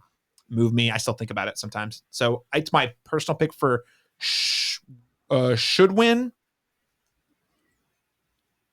I think it still will win, but I really hope it wins here and then Flo wins international because, we're all happy that way. Mm-hmm. Is that possible? I don't know. I don't know. Yeah, we'll see. Let's move on to Best Visual Effects. So the nominees here are Alien Romulus, Better Man, Dune Part 2, Kingdom of the Planet of the Apes, and Wicked. Hey, there have been some years I've looked at this category and been pretty depressed because you're like, wow, the state of visual effects are actually in the gutter, especially when a Marvel film gets nominated ever. Thankfully this year, that was not the case. We have a very strong lineup. So I will throw it to you first, Kaitlyn. What is your pick for Best Visual Effects? I think this is your category, man. I think it's Dune Part 2. Yeah, there we go. I think this is, if there's any safe bet for Dune, it's this one. I think awesome. I like the whole black and white fight scene. Yeah. It's just sick, dude. That movie's just battle. Oh, man. Sick. Mm-hmm. So Dune will and should Dune Part 2 decisively. I like that. Laron, are you going to argue with that? I'm not. I have it should and will win Dune Part 2. I feel like this is the momentum of it being a Best Picture film that's just not going to creep into so many different categories because of the other juggernauts. It feels like some of these smaller, I hate to say smaller categories, but some of these tech categories is where it's going to edge out. So that's what I would say. If anything else took it, maybe Better Man, because it's a lot of visual effects. But I think that the people did not see that movie. But people didn't see it. That's true. That's true. They didn't see it. So everyone saw Dune, and I guess they forgot that it was great. So. No, it looks and sounds good, but it looks good with the computers, you know. Right. Okay. Matt, what's your prediction for Best Visual Effects? Well, the fact that the sharks from Gladiator 2 aren't in here, it has to be Dune. It's Dune Part 2. The sandworms are here, though. Lots of them. That's true. The sharks of the desert. I can't decide what's more a greater loss: the rhinos from Gladiator 2 or the sharks. Don't forget the chimps, man. I was going to say, don't forget the monkeys. Oh, yeah.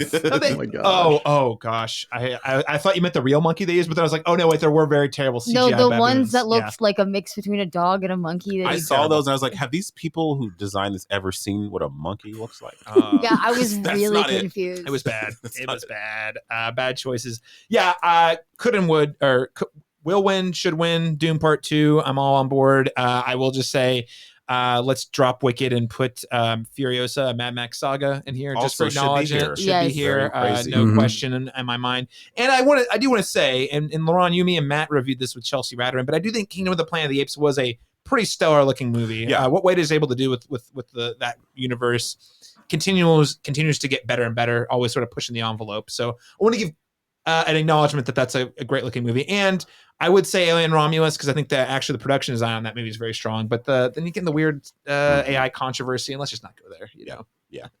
The fact that though the monster at the end is mostly a real guy. Yeah. Terrifying. And he's that tall. Mm-hmm. What the fuck? Yeah. And honestly, it made it more scary when I learned that it was not. You didn't elongate this body. Yeah, this is his body. Yeah. He just put prosthetics on him. Scary. It's terrifying. It's just concealer.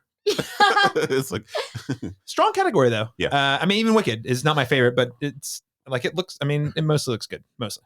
Let's move on to Best Documentary Feature, and the nominees are Black Box Diaries, No Other Land, Porcelain War, soundtrack, Caleb butchered it. Yeah. Sugarcane. I have not seen any of these, so I bow out. You bow out. Okay, totally fair. I've only seen a couple of these, not all of them. So I'll just lean on what I know. Matt, have you seen many of these documentaries? I'll give you a short synopsis. The Critics' Choice Association, every year we do a separate show in Brooklyn that is nothing but documentaries. We do it so that we can focus. We bring everybody in. I was on the nomination committee for the documentary awards for 4 straight years. I got so burnt out, I haven't watched another documentary since. So no, I haven't seen any of these. I appreciate that's important context. I feel you though, because burnout. Documentaries, man, burnout is real. There's so many. The problem is there's so many to watch. I don't even know where to start, and then these 5 come up, and I'm like, okay. Yeah. No, that's tough. So Laron, that leaves you and me on this, and I have only seen 2 of these, and they're the 2 I picked. So, okay. What are your selections for this one? I saw Black Box Diaries. I have not seen No Other Land, but that is the one I hear about the most, and it just won something just last night. I think. So I mean, it's the one that seems to have the most noise around it. So I'm going to say No Other Land. I would like to point out that Sugarcane screened at Dead Center. It's great. There are actually 5 movies nominated this year at the Academy Awards that screened at Dead Center. I'm a programmer there, so it's really nice we say we're an Oscar qualifying, festival, and we have 5 movies that were in last year's lineup that are here at the Oscars. So it is true. Shout out. Shout out to Dead Center. Represent. Yeah. Heck yeah. So I have No Other Land. This is a tough one. I feel like this is a high risk, high reward, because I have No Other Land because I feel like just in terms of overall recognition, at least among film heads, that's the most popular one, but purely because of the subject matter. So, and I also think the subject matter is the reason it might not win. So, given it's related to, the things happening out in Israel sort of thing. So I just want to acknowledge, I think it has the biggest campaign push. I'm rooting for it. I also think Porcelain War is is probably the another likely contender. I do like Sugarcane a lot though. So, will win, probably No Other Land. Caveat being, could be Porcelain War, but I do like Sugarcane a lot. I think it was actually, we named it Best Indigenous Film at the Oklahoma Film Critics Circle this year, if I'm not mistaken. So Sugarcane, great watch. All right, guys, we are getting down to the final awards here. Big time. Stepping up to Best Director. And the nominees are Jacques Ariard. I think that's how you say his name. Probably not. Amelia Perez. Sean Baker for Anora. Brady Corbet, see, I got his last name, for The Brutalist, Corlai Farjay, see, I'm saying that wrong too, The Substance, and then James Mangold, a complete unknown. Okay, so these are the nominees. I'm not going to do this very anymore. This is the only time I do this on this podcast. Soapbox. Guys, Denny's been campaigning all year. It's almost like he gave him the finger. Like he was been hosting film screening after film screening, talking about this movie ever since it came out in March. And he knew that because of the like recency bias, the only way he was going to have a shot for this movie to win anything and get nominated was to do that. And he's been going around, talking to Christopher Nolan at panels, talking to Steven Spielberg at panels, talking to Scorsese, like all over the world at all his countries. This dude has been putting in the work after he made a freaking fantastic movie. I don't know that he should. I understand not giving him the win, but this is like James Mangold for a complete unknown. Get him out of here. And I don't hate that movie, and I definitely don't hate James Mangold. In fact, I love James Mangold. But I mean, 4v Ferrari was a better movie. He's made better movies. He will make better movies. He directed one of my 10 favorite movies, Girl Interrupted. And you know what? So I don't hate James Mangold either. But for this movie, though, no. I mean, no. I mean, easy swap. So that is my soapbox. Denis Villeneuve should have been here. I probably would have given him the win, but even so, even if you don't give him the win, acknowledge. Yeah. Matt, what is your pick for Best Director? First of all, I'll echo that. The fact that Dune 2 is not in here, Conclave, John's not in here for Wicked, I can make a run for those probably instead of James Mangold. I want Corley to win this. I really do. That'd be awesome. I'm always a proponent for female directors, so I'm always going to be there. Plus, what taking the story and it's not even giving it to we got to give it to somebody that's not male. It's not even that. It was well deserved, and I think should win. I would love it to win. I'm sad that I think Brady's going to win but I'm just rooting for Coralie so much. Man, I think it would be incredible if The Substance and If Coralie she wins won, I would Best Director. die. Oh yeah, I'd be so happy. I don't think there's a shot, but I think it should. That would be great. And this category being a big upset. So Kaitlyn, what are you thinking about this category? So this is one of those ones that I thought that when we were closer to the Golden Globes that it was definitely going to go to Brie Corbet. Mm-hmm. But since the last few weeks, those PGAs, the DGAs, Sean Baker be sweeping. Yep. Here's my caveat, and I don't know if there's any real, Mm-hmm. I know that the only movie that has not won Best Picture that won all those is Brokeback Mountain. Yep. Mm-hmm. And it doesn't feel like it's like as entrepreneurs as controversial as that. But I do feel like maybe Sean Baker's been doing this for a while. Yeah. The people in those rooms might be like, Sean Baker, our dude, you know what I mean? And have voted for him.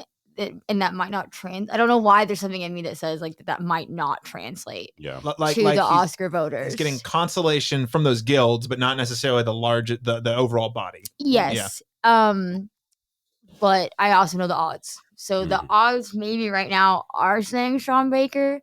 I would love it if Brie Corbet won. I know, Matt, it's not your vibe, but I think that making that movie for $10 million and doing all the things that they did, he really deserves it. But Coralie, if she won, I would die. Yeah, literally. Incredible. Literally. We all just puffing to smoke. Turning to dust. We're just happy she's here, but also, I'm so happy she's here. We're so happy she's here. Like, that actually, they did it. They cracked into that space. If she wins, that would be just another signifier that, wow, the Academy truly has evolved. It is no longer the same Academy it was a decade ago. Yes. I mean, they've been making a lot of choices in the last decade to sort of, between Parasite, Everything All at Once, and frankly, just the whole body becoming more international focused has definitely shifted the Academy. But like, if she comes in as a nominee, that's already pretty surprising. If she had a win, you're like, okay, I can no longer guess what is the air quotes safe bet at the Academy anymore, just because it's such a risky. Ron, what is your guess here? I'm with Kaitlyn. I literally up until the DGA, I would have said, "Oh, this is Corbet all the way. He's gonna take." He's running his campaign. The way he's running his campaign, he's already done the big speech initially, and that's already there in the air. But DJ was a surprise. That surprise, and I say normally I tell people like that if you want a free space on your Oscar ballots, like just go with whatever DGA picks. For director, because they're almost 9 out of 10 times are going that way. So but I feel like that seemed to me like if I was a betting person, that's what I'm going to pick for that. And I think also if we're looking at it more from like a body of work standpoint, then like Sean Baker has so many great films. He does, but I just feel like, I don't get me wrong, I like Nora, but this does not feel like the one to give it to him for. See, I will disagree slightly. Yeah. In that, I think it's his. Gotta be careful on this show. We have a history of the word accessible. We have to be careful.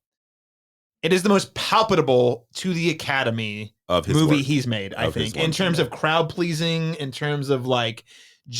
Generally uplifting with a little hint of tragedy to explore there. It's because Red Rocket wasn't going to be it, and neither was but the Florida Project. That's what I'm saying. Like, to me, the Florida Project set such a standard. Well, I think that's a better movie. But I agree. But I think this is more of a movie the Academy would get behind. But the Florida Project got shut out, and people have kind of made a stink about that too. So this could be like sometimes they go with the movie that's not as good as the last Leo one. won for The Revenant. Let's remember everybody. And no one was like, that's the one he should have won for. So it's like, we may not feel it's his most deserving movie to win the Oscar for, but they might in their head say like, well, we didn't, we fucked up here. We did and I do agree with that. I don't know why there's something in me that just like, they're going to give it to Sean Baker for original screenplay. And then that could also happen. In the same way that, it was last year. Poor Things. That was last year, right? Like that was another movie where it was not my favorite from Yorgos, but I'm like in terms of the things it's talking about and the way it's doing it and the way the story works,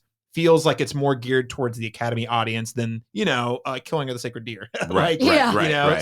So I think in my mind, I agree with you in terms of my personal favorite and quality. I think he's made better movies, but I think in terms of movies that are like connect with that sort of voter. I do think Anora is it, which is why I'm also picking Sean Baker. I think it's definitely a will win. I give it the should win. I think he deserves a win.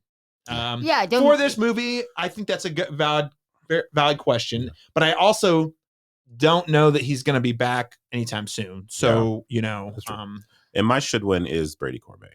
I should say that of the nominated movies, that's who I would pick to like. So you're sorry. I clarified. Sorry, I thought you missed. Okay, so you're picking should win Brady Corbet, and then will win Sean Baker based on all the aforementioned. I just think it would be so. I mean, it just would be surprising to me if Sean Baker won in a way, because he's like, to me, Sean Baker represents like such indie filmmaking. Yeah.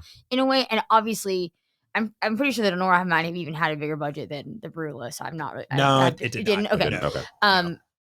But I mean, it would be cool if he won, because I think then it's kind of the same deal with like The Substance, that like here is a change in the Academy, like picking Sean Baker. Sean Baker's gotten too big for his britches with that $6 million budget. Okay, so but like close 10-6, right? So like I think it, and even The Substance, like I do think it's cool that we're seeing like people that I would consider more like indie film, quote unquote, indie filmmaking directors being in the conversation. And then there's James Mangold. Right. Yeah. Why are you here? And that is weird. I mean, this is a very indie focused category, and then James Mangold. Yeah, so strange. When it could have been a lot of other directors. I didn't say my number one movie, Nickel Boys. I felt like Ramel Ross should have been here in that spot. That's fine. That's another great pick. Mm-hmm. Yeah, absolutely. Think, anyway. What else has he directed? I think is this his first? He mainly does documentaries. So he Hail Country, something. I think it's his first narrative. His first narrative feature. Yeah. So I was like, this was a surprising, take. But anyway. Well, those are our predictions, ladies and gentlemen. So we're all leaning on your safest bet for will win is Sean Baker, but we all want some chaos. Laron's rooting for Brady, and some of us rooting for Coley. I'm also still rooting for Baker. So very diverse opinions on this one. Let's go on to Best Actor in a Supporting Role. The nominees are Yura Borisov, said that right, from Anora, Kieran Culkin for Real Pain, Edward Norton in A Complete Unknown, Guy Pearce for The Brutalist, Jeremy Strong for The Apprentice. I'm just going to throw out Denzel. Should have been here. Yeah. I mean, I don't know who I guess I would drop Kieran probably. That's crazy. I'm sorry. Denzel, I love you forever. I've seen almost every movie you've ever made. I love you. I would have thought it was fucking crazy if he was in there. No, it would have been weird, but I will say that performance was a lot of fun. It's a crazy performance. Yeah. Should he win for it? No, but I think it... I want him to be around forever. Yeah. Him and Meryl. Yeah. But just give him a nomination. Exactly. Yeah, give them all the things. Mm-hmm. Laron Chapman, who's your pick for Best Actor in a Supporting Role? Okay, this is where, and again, I like A Real Pain. 3.5 stars on Letterboxd. Check the receipts. Very solid 3.5 star movie. I like the movie. Yes. I like the film. Yes. There's literally a headline, I don't know if it was Rolling Stone or Vanity Fair, one of those big headliners that said, is Kieran Culkin going to win an Oscar for playing himself? And I was like, that's what it feels like. No. Don't get me wrong. That doesn't mean it's a bad performance.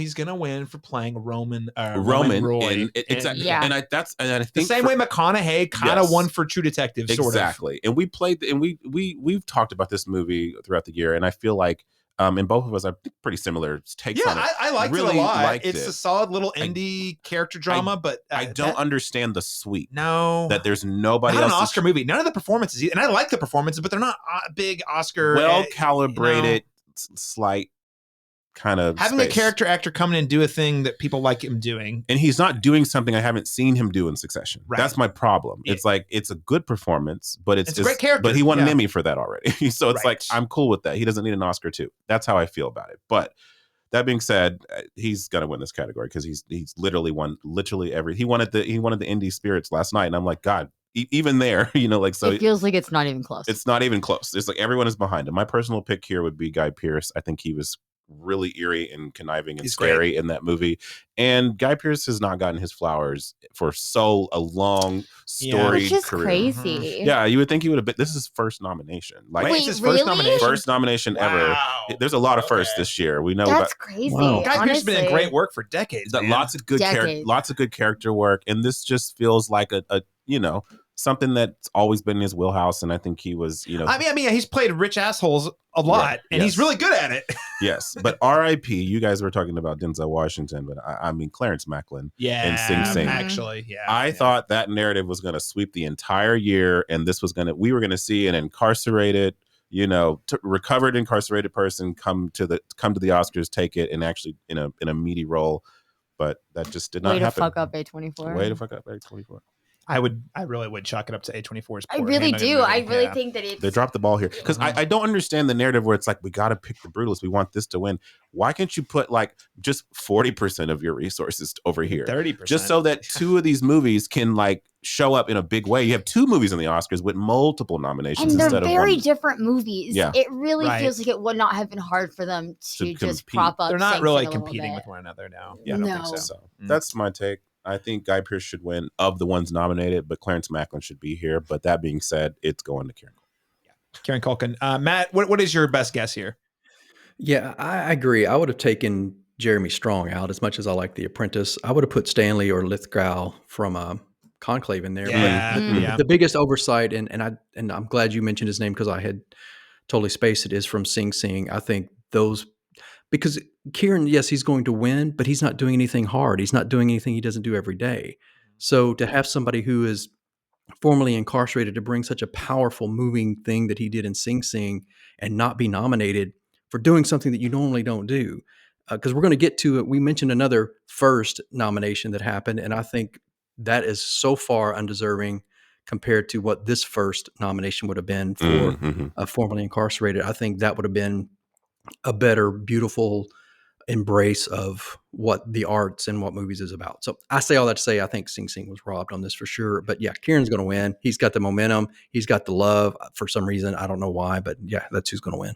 You know what's crazy is I also don't even think he cares if he wins. No, like he's not sure. Like he's not the one pushing that. He's not the one going out campaigning. Everyone else is campaigning for him, and maybe that's part of the charm. See, guys, we just love that you're here. And again, I love him too. I really do. But it's just it's such a weird. How many on behalf of Kieran Culkin will accept this award? Just like how many of those are going to happen? It's happened 3 times now. So. Oh my gosh! Yeah. My favorite clip. To replay my hand, my favorite thing to come out of his win for the Golden Globe was the very next night was the Netflix debut of WWE Raw, in which the Culkins were all at, because also and they got bigger. Macaulay Culkin got bigger applause than some of the wrestlers. Kieran Culkin not featured on camera, but there was a clip circulating. Yeah. He runs up after CM Punk, one of the wrestlers wins the match, runs up and he said, "Hey, what's up?" And then CM Punk, who's still in character and just won, literally walking after he won, he's like, "Didn't you just win an award?" He's like, "Yeah, Golden Globe." And he's like, well, and then very true wrestling's like, "Well, I just won a match." And he's like, "Oh, okay, cool, dude." He literally doesn't care. He doesn't care. It's so, and that's why it's just crazy that he's got such a groundswell of support. Yeah. Kieran Culkin. Kaitlyn, what's your prediction here? I think it's a lock to go to Kieran. However, like, I love Yura so much. He's good. That's my favorite part of Nora, is that little baby face boy. And I also think that the end of Nora is probably the best scene of the year. Yeah. And I love him. I don't think that there's any chance. Lots of good endings this year. Endings are hard to land, but a lot of this year was good. Nickel Boys, same way. Lots of powerful, like, whoa moments where you're just haunted after you watch something. You know, Doom Part 2, incredible. Doom Part 2, great endings. Ending chilling, but also conclusive. Man, Conclave ? We'll see. We'll talk about it. When he walks up with the little turtle, it's provocative. Yeah, it's provocative, but it's an ending that's talked about, and it doesn't not fit. I don't think it doesn't fit. I'll put it that way. Yeah. Sure. Yeah. I think Kieran Culkin's got this in the bag. I will. The only, I know this is I've been saying this the entire time. Complete unknown. It's a fine movie. It's a fine. I actually do think Edward Norton is very, very, very good. Like, I was pleasantly surprised. I think he's better than Timmy, and I love Timmy. Oh, we're gonna fight. Okay, then. I do too. No, I think he's better than Timmy too.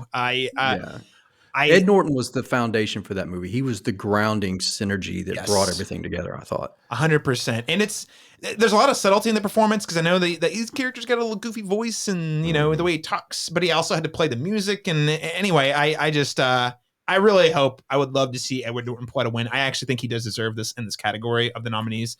But yeah, Kieran Culkin's got this in the bag. I don't think there's any question. Let's move on to Best Actress in a Supporting Role.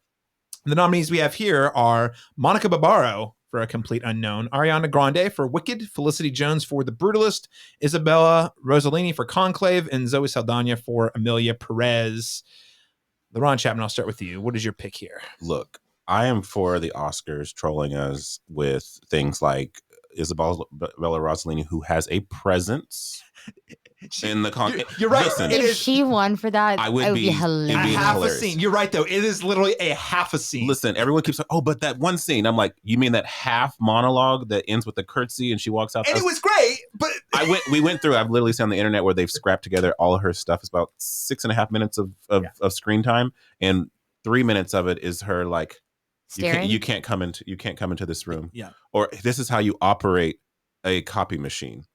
I'm just like, She's an icon. She's a legend. I've never wanted to learn how to operate a copy machine more. Again, though, it's Isabella Rossellini. Love her storied career. This is also her first nomination at the Oscars over, I mean, how many iconic roles? But so it's one of those things where I'm like, I'm not mad she's here. I don't care. Were there 4 or 5 people I would have chosen instead of her here? Yes. But whatever. She's here, and we're happy she got an Oscar nomination. I feel like it's a consolation prize for all the wrongs from the past. That being said, this is Zoe Saldana's, right? I feel like she's the only one coming unscathed out of the controversy of Amelia Perez. And that's the thing everyone agrees about. If all the other stuff baggage aside, everyone's like, but Zoe Saldana was great. Yeah, they're unifying around her, and it just seems like that's going to happen. I did think, like I said, the SAGs are this Sunday. Or no, right? Well, yeah, they will. So listen, if you're listening to this, they have already happened. You have a sneak peek into the future in the future we can't see, which is we're not sure how the SAG is going to vote for this award. I'm very curious to see if SAG goes the Ariana Grande route, because they typically pick the more populist choice there, and then so that could be like the one time that she gives to give a speech this year. But that being said, it does seem like I still wouldn't be surprised if Saldana takes it there too. So I think, probably for me personally, should and will win is Zoe Saldana. That's the one aspect of this that I'm like, okay, I'm fine with this. There probably 4 or 5 people I would have put in this category that are not here, but we're not talking about them. Yeah, competitive category. Anjanou Ellis, Nicole Boyce. I'm looking at you. Okay. Good grief. Yeah. Again, no shade at Isabella Rossellini. I'm glad she's here, but weird choice. Kaitlyn, what is your pick for Best Actress in a Supporting Role? I feel like it's going to go to Zoe. I feel like she's been pretty much a lock. I do think that there is a chance that with all of the Amelia Perez backlash, that there's a chance that Ariana could upset her. I think that's... If it affects her, I'll say it's I don't Ariana. think it's going to... She seems, like you said, to be unscathed by it, but... I wouldn't mind seeing Ariana win. Honestly, that was one of my biggest surprises when I went and saw it. That she didn't suck. That she was actually, like, I thought really great. Like, and she was charming. Yeah, I was pleasantly surprised. And there's like a lot of very subtle nuances in how her delivery. Yes, really impressive. I was impressed to like be looking at Glinda and not be looking at Ariana Grande. I felt like that. So I don't think that. I love that she's there and she's nominated. I don't think it's going to be her year. Yeah. Maybe Wicked Part 2. But No. You mean Wicked? Oh, sorry. Wicked for good. Yeah. Yeah, exactly. Okay. So Zoe Saldana sounds like is our best bet with a possible dark horse of Ariana Grande. Matt, what is your pick here? I agree. I would have taken Margaret Qualley from Substance over Rossellini. But Rossellini gives me the vibes of, wasn't Viola Davis? Didn't she win for Doubt and she had less lines? I think, but she did. That's Viola Davis. She did, but I do feel like that was a scene. That was like a moment. I have arrived, and she's with a Titan with Meryl just going tooth and nail. I was like, when you're thinking of her, she's like the soul of that movie. But I agree with you. It is from a technicality time form. It's definitely like less screen time. Yeah, for sure. But I mean, Zoe, she went all the trouble, pulled the tilde out, put it over her name. So she's been really embracing that. So I think she's going to win. Let me say this about Wicked. I mentioned before, it's one of my favorite musicals. I'm so precious and protective of these characters. And what Ariana Grande did with that character, that Kristen Chenoweth made so vital, there are nuances in that character that have to be there. That are iconic, and I think Ariana nailed those. I think she was wonderful. I'm so appreciative of what she's done. So I would be overjoyed if she won, but I think it's going to be Zoe. Yeah, and should be, and Zoe's deserving too. Zoe did So much great stuff in this film. Mhm. Yeah. I have to say, and I've always been a big fan of Zoe Saldana, but like seeing what she's able to do in this movie really showcased all of her talents and her seemingly pushing herself even harder than I've seen her pushing even stuff like Avatar, you know, I for agree. example. In terms of like her physical way she's putting her body like into the performance. I think it's going to be, should and will be Zoe Saldana. I will say I will not be mad if Ariana gets it. And I again, Wicked was not, I think I might have liked it less than everyone at this table. I did like it. But that was the performances, the two leads were really what stuck out. And Ariana Grande in particular, there's a lot of this, it's the subtlety and the nuance of just certain line deliveries and moments that basically from where she's at the beginning of the film, at the end of the film, on the surface, she looks like the same person, but just these like moment after moment in the second half, I'm like, oh, she is like layering in a character who's quietly growing underneath the surface. And you can see it in her eyes and the way she delivers certain lines. So I would be thrilled if Ariana Grande won as well. Great stack of nominees, though, I have to say, because Monica Barbaro, again, supporting player and a complete unknown, wouldn't pick her for mine, but deserving to be here, I think. She was good in the movie. She was really good in it. Yeah. And Felicity Jones, well, I'm glad you're here. That my take is I did not like her. I like her as an actress. I did not like her in The Brutalist. I feel like the script did her a disservice. I agree. Personally. That's just my take. Let's move on to Best Actor in a Leading Role. So we have Adrian Brody for The Brutalist, Timothée Chalamet for A Complete Unknown, and maybe the opportunity for Sing Sing to get some flowers, Coleman Domingo for Sing Sing, Ralph Fiennes for Conclave, and Sebastian Stan for The Apprentice. Stack category, I have to say. These are all pretty towering performances for one reason or another. Kaitlyn, what is your best guess here? I wanted to say first that I think it's interesting that Sebastian Stan got nominated for The Apprentice, and I would have loved to see him nominated for A Different Man instead. But that's just me. Both good performances, but I agree. A Different Man was my more preferred performance from the two. Yes. I will say the creative challenge with The Apprentice was pretty towering, and I actually was pleasantly surprised by how well he handled it. Even though it wasn't my favorite performance No, but there was a lot of nuances in his performance that I do super respect. I just think A Different Man is another level. Yeah. It could have been a typo. I mean, the intern at the Oscars could have put which movie was he in again? Yeah. Oh, yeah. He goes up, he actually wins, and he goes up, I'd like to thank everyone for my win for A Different Man. Okay, this is where me and Laron are going to fight, I guess. Okay. I think will win is Adrian Brody. I just think that there's nothing beating it's just tight. It feels like he just has that lock. I loved Timothée Chalamet in A Complete Unknown. The only reason I really liked A Complete Unknown, if I'm being really honest, was Timothée Chalamet. I thought it was great. I thought he did a great job of embodying this person that no one should have ever played, probably. Like him learning all that music for 5 years. I mean, there were just times where I was like, I don't know if I'm watching Bob Dylan, but I'm not watching Timothée Chalamet for sure.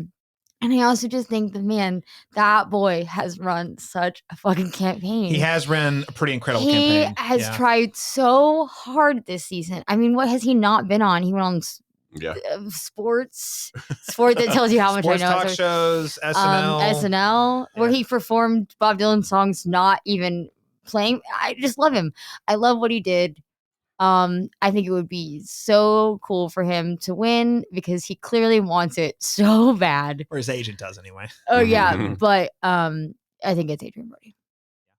Adrian Brody. And not that he's bad, but yeah, you like Timmy. You like Timmy though. Yeah, and I did wonder if the AI controversy with The Brutalist, that at first people were taking that narrative and not actually listening to facts and running with it, and I was interested if that would impact him. It doesn't seem. I thought the same. I was a little worried about that as well, but it does not seem, based on these other awards, it does not seem to have done that. No, and it feels like that conversation also really got cleaned up really quickly, that they were like, it was just for this voiceover when he's actually speaking Hungarian. And, yeah. And also we told you guys in the credits, even though you're acting like we didn't tell you. It was there. Yeah. Laron, what is your take here for Best Actor? I think it should and will win Adrian Brody, but wouldn't be mad if Coleman Domingo surprised here. It will not happen. It absolutely will not happen. He's just going to keep showing up. Yep. He's going to keep popping up. I think he's just going to be one of our regulars. He's going to be, which I love. I think he's amazing. Which is fine. He's going to keep giving good work. Yeah, I don't dislike the Timmy performance. Mhm. I just feel like it's a good impersonation. Like Yes. it's not campy, it's not No. cringy, it's fine. And that's just how I felt about it, because he broke my heart in Call Me by Your Name, Mhm. and I even think he's better in Dune Part 2. Honestly, I Yep. feel like there's I moments in Dune agree. Part There's 2, yeah. I like the agree. second half in particular, where he's just rousing and powerful, and he's like a thin, frail little. I've never- He gets and he scary. gets some Yeah. gravitas out of He is those not moments. a scary guy, and he gets very And he scary gets in parts of very- the movie. Yeah. I've never been really super attracted to him before Dune Part 2, and then that scene where he's like, he shows up and starts talking in front of everybody, and he's like, Yeah. "I'm Lisa Gurley." I was like, "Oh damn! Oh, Look at that! Look at that chills, yeah. man! That's a man right there." And I love him as a performer, as a celebrity. So I would not be upset. I just You would a little. I would be though. upset. I'd be a little upset. I'd be upset. I'd be a little yeah. upset. I'd be upset. I just want Timmy to get it. I want him to have what he wants. And I in think his little life. he's a Leo, though. And I think he's going to be I here. 100% Good news for you. He's going to win many. Many. He's He will. He's going to get many more I do not nominations. want this to be the first. Yeah. Not when I think 3 of the performances I've seen him give before this were better. And he's going to give better performances. That's still. how I feel. But I think that Adrian Brody is the one to expect to win here. It will be interesting to see if Timmy wins SAG. Again, the populist choice. I want to know what they do. If this goes the other way and they pick Adrian Brody and Zoe Saldana at SAG, then It's a lock. It's a they're lock. both Yeah. locks. Yeah, you I know? think so. But Yeah. Matt, what is your take here? What do you think? Yeah, I agree on all that. I would love Coleman to win, but like you said, everything he does is out of the park. So we're going to see him a lot. He deserves it. I would not be shocked. Ray Fiennes could win, but he doesn't. He hates campaigning. He's never campaigning, so he just probably is not in front of enough eyes. They gave the award to Reese Witherspoon for playing June Carter, and so the fact that she could win, Timothy was. Even though I think Ed Norton was stronger, I think Timothy was so much better in this than Reese was as June Carter. Reese was just literally couldn't agree more. had an accent and learned to sing a song. I don't know. It's just what it was. But I think it's Adrian's to lose. As much as I am not a fan of The Brutalist, I can't deny his performance. So I think it's Adrian is going to win, but I would love for Coleman or Timothy or Rafe to win. So Did Rafe win the I'd be happy. BAFTAs? no. No. I think it was It was Brody, Adrian. right? It was, okay. It was Brody. Yeah. Yeah. I'm gonna go. Yeah, it could. Will and should win. Adrian Brody. I mean, this is his movie, and he delivers. Just he takes you on a journey, and he feels his performance is so stinking good. We compare the performance like what we see in Tar, where this actor embodies and lives in this character so convincingly that you're sure they're a real person. But they aren't if you Googled the character. So I just think Adrian Brody he doesn't show up very often anymore. And when he does, he's either having fun or he's going 125%. This is him going 125%. And I think he crushes it. Here's what I'll say about the Timothy Chalamet thing. Not to dismiss that you're appreciating. I love him as a performer. I want him to win. I feel like, and by the way, we should note that the current record holder for youngest actor to win Best Actor is in fact Adrian Brody. So if Timothy Chalamet wins for Complete Unknown, he's going to beat Adrian Brody not once but twice, because he would set a new record for best the youngest Best Actor in a leading role Oscar. That said, I feel what Laron's saying so hard. It feels like an impersonation. It's just not. It's not the kind of role that I think Timothy Chalamet deserves to win for. I think he's going to have other characters that he creates and embodies in his own way. Whereas with this, it feels like he's just trying so hard to be Bob Dylan, which he does fairly convincingly. But it's still just like, yeah.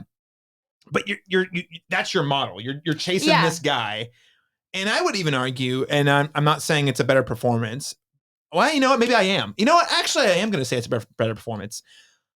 I think Sebastian Stan had a similar challenge and actually handled it significantly better, which is everyone knows who this guy is. I've got to pretend to be this guy. But also, as an actor, the more interesting thing is you got to pretend to be this guy that everyone knows. They know like all the satire and all this, and bring a new layer of humanity that maybe we don't know to the role. And I actually don't think Timothy Chalamet did that for Bob Dylan, other than he's kind of an asshole. Well, okay, well, we already knew that. And maybe personally, like my boyfriend is obsessed with Bob Dylan, so there's a lot of Bob Dylan in our house, and I don't always love it. Bob Dylan's fine. Amazing songwriter. I don't love incredible his voice. Prolific, so I think that there is an energy in my household that's like somebody came and did this music and he sounds so great and they didn't fuck it up and yeah.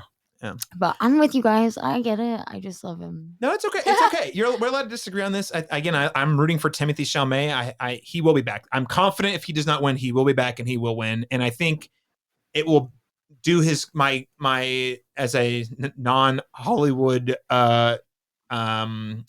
agent or insider with layman critic out here saying that I think it would service his career better to not win for this role specifically at this point in his career. I think he'll have, if he wins for something he does later that is a little more him, I think it'll actually set him up as an actor better in the long run. I do agree with that. I do think that's right. But again, who am I? I'm not an agent who's trying to, or like some Hollywood executive. So I don't know. Maybe I'm just blowing smoke. Maybe it's just blowing in the wind.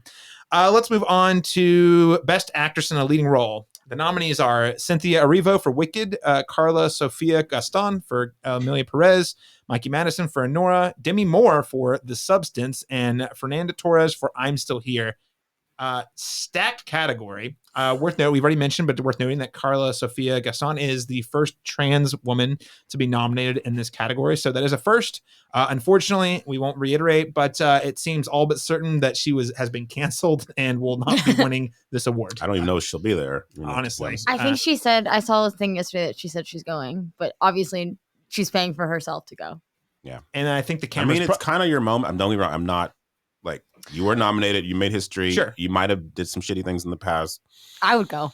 Yeah, I would go too. Don't go in front of any cameras, please. Because I'm curious. Well, if she's there, I'm more curious about how the Academy is going to handle it. And maybe the best way to play it is just play it like nothing's wrong. It's all's normal. Honestly, I kind of hope they do that.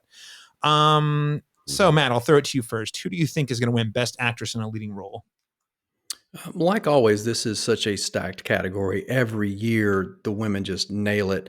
I am sad that Pamela Anderson is not in there for The Last Showgirl. I would have taken her over Carla. And even before all the controversy, I always thought that Carla, as much as I want to embrace and all of that, she was the weakest point of the film for me. I'd agree with I that. felt like her vocal performances, her acting was nowhere near on par. And so I understand wanting to elevate and embrace, but I think this was not the place to do that. And I would have put Pamela Anderson for Last Showgirl in there so far above that, or even Angelina Jolie, who, even though it was a slower film, doing the opera and learning it, I think she was brilliant in Maria. I want Demi Moore to win this. I just do. Mikey Madison could win it. I think that's a stretch, but I think it's going to come down between Torres and Moore. And I really want Demi to win. And I think because of the Oscars sometimes wanting to play it safe and give it to one who's been around forever, I think that elevates her chances as well. All right. Okay. That is interesting. I was not expecting that prediction. Let's go around the table. I'd love to hear that. No, this is good. Diversity. Because I was sure that it was going to be a runaway. We're all on Mikey Madison, right? I guess it's going to depend on the SAG, which listeners know who the winner is. We do not. So Laron, Chapman, what is your prediction here?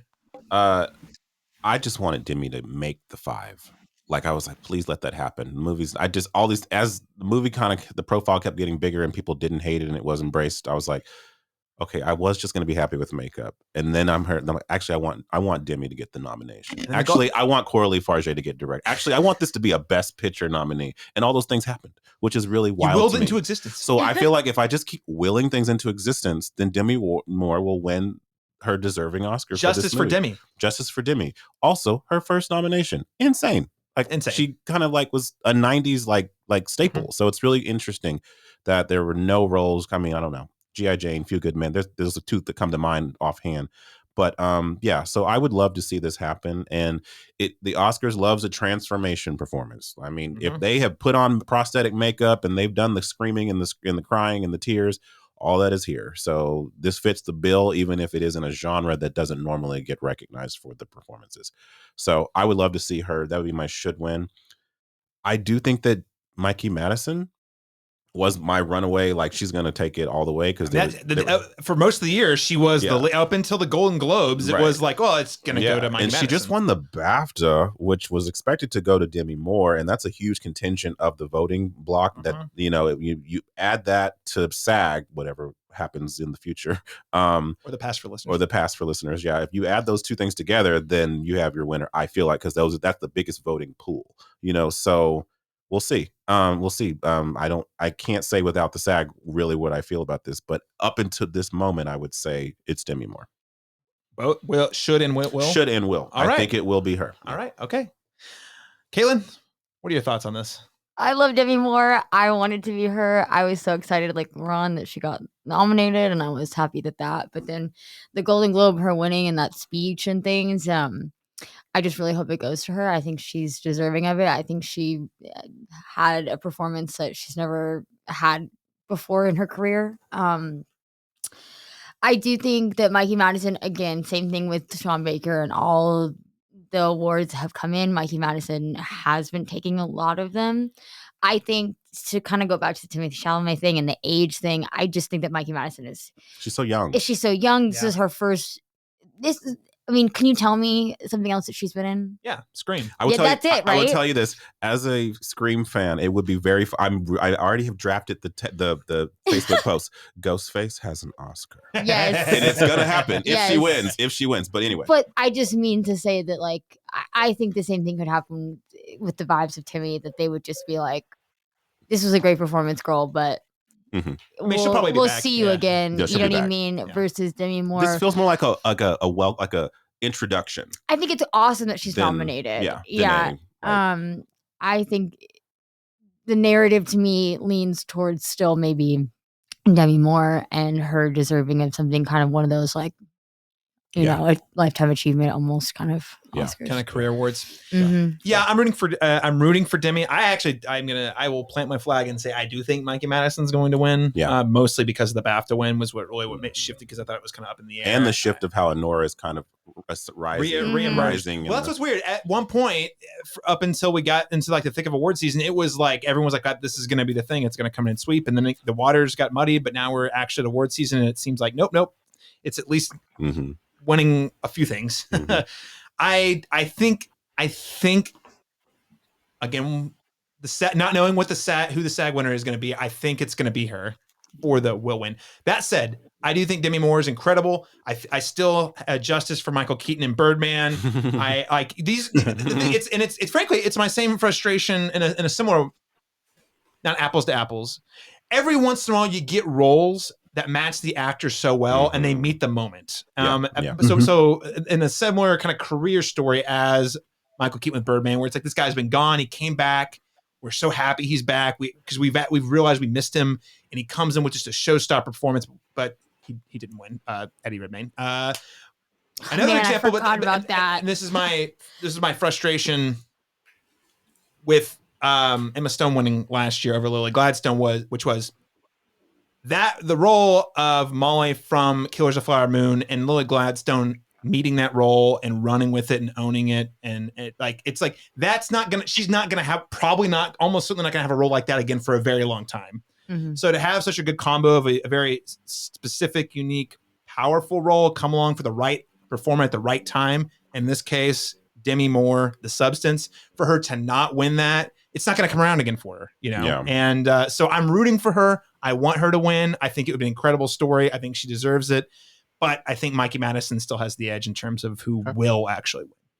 Well, let me ask you this, because we don't have the hindsight of the SAGs. What if the SAGs give it to Pamela Anderson, because she is nominated for a SAG? That's true. Then I go. What does that do to the Oscar? I'd go with your predictions. Then at that point, it would be between Fernanda Torres and Mikey Madison, because Mikey Madison has the most pieces so far, and then Fernanda Torres would be that lone. Like the international vote, there's not a consensus, so we're going lower, so on the list. Yeah, makes sense. It's a good point about Pamela Anderson. Great call out, Matt. Listeners, you can find out the spoilers we can't by Googling the SAG winners this year. That takes us to the award of the show, Best Picture. And the nominees are, just to reiterate, Honora, The Brutalist, A Complete Unknown, Conclave, Dune Part 2, Amelia Perez, I'm Still Here, Nickel Boys, The Substance, and Wicked. Drum roll. Kaitlyn, who do you think wins Best Picture? I thought it was The Brutalist for a hot minute. This one feels like it might go to Honora, even though I think that feels still a little surprising to me, to be honest, because just The Brutalist feels more like even like an achievement kind of deal. For $10 million, yeah. And I do feel like Oscar voters feel good about themselves when they vote for something like that. But yeah, just again with all of them. Yeah. This is where I could see Sean Baker winning. Like either Nora will win and Brady Corbet will win. Yeah, there's gonna be a split. That's like how I feel. Oh, you think there'll be a split? I don't think either film that wins Best Picture is also gonna win Director. Yeah. I think it's gonna be a split somehow. Interesting. I kind of feel like. See, I feel like the opposite. I feel like whoever wins the director wins picture in this case. I could be wrong. Yeah. I'm gonna go with I think will win is a Nora, but I also feel in my gut that it might still be The Brutalist. Okay. That one feels like I wish I knew SAG, but I wish I had that in my head. But I feel like SAG is going to go in Nora favor. I think SAG is going to go in Nora favor too, honestly, and I think that's why Nora will win. Yeah. But yeah, we'll see. So your pick is for will win a Nora. You're rooting for The Brutalist. Okay. All right, Matt. What is your pick here? Or The Substance, obviously. Yeah, every category. Sorry. Every category. I feel something in my gut tells me that this year the Oscars were like, we're going to nominate everything you wanted us to nominate, but we're still too scared to give it Best Picture. I think they're scared of Nora. I think they're scared of some other films on here like The Substance. So they're like, we gave you the nom, that's enough. I think even if they go crazy in all the other categories, they're going to stay so close to the vest with Best Picture, which means something like a Conclave or The Brutalist or Wicked, something that was embraced, but it was still safe. I think that's the direction they're going to go. They're not willing to step out yet for Best Picture. I don't know. I could be wrong. That's just how I'm feeling. No, that's just kind of how I feel too, a little bit though. Like even though Nora has like swept all these, it just feels in my gut it would just be such a move for them to give it to Nora that feels so unlike what they would normally do. Yeah. It's almost like a Coda year where they're like, we're just going to hear Conclave. Conclave was PG. It was pretty. Let's just give it that. Yeah. Because Power of the Dog had so many nominations, and it walked away pretty light. So there you go. There's an example where that was expected, had a lot of nominations, didn't go that way. It went with something that you wouldn't even expect to be. I also, not to keep talking, sorry. I do feel like the Conclave could somehow totally get in there. Like if the vote splitted, if like the Nora Brutalist vote kind of splitted, I think it would go to Conclave. I think Conclave actually has a very good shot, if I'm being honest. Laron, what are your predictions here?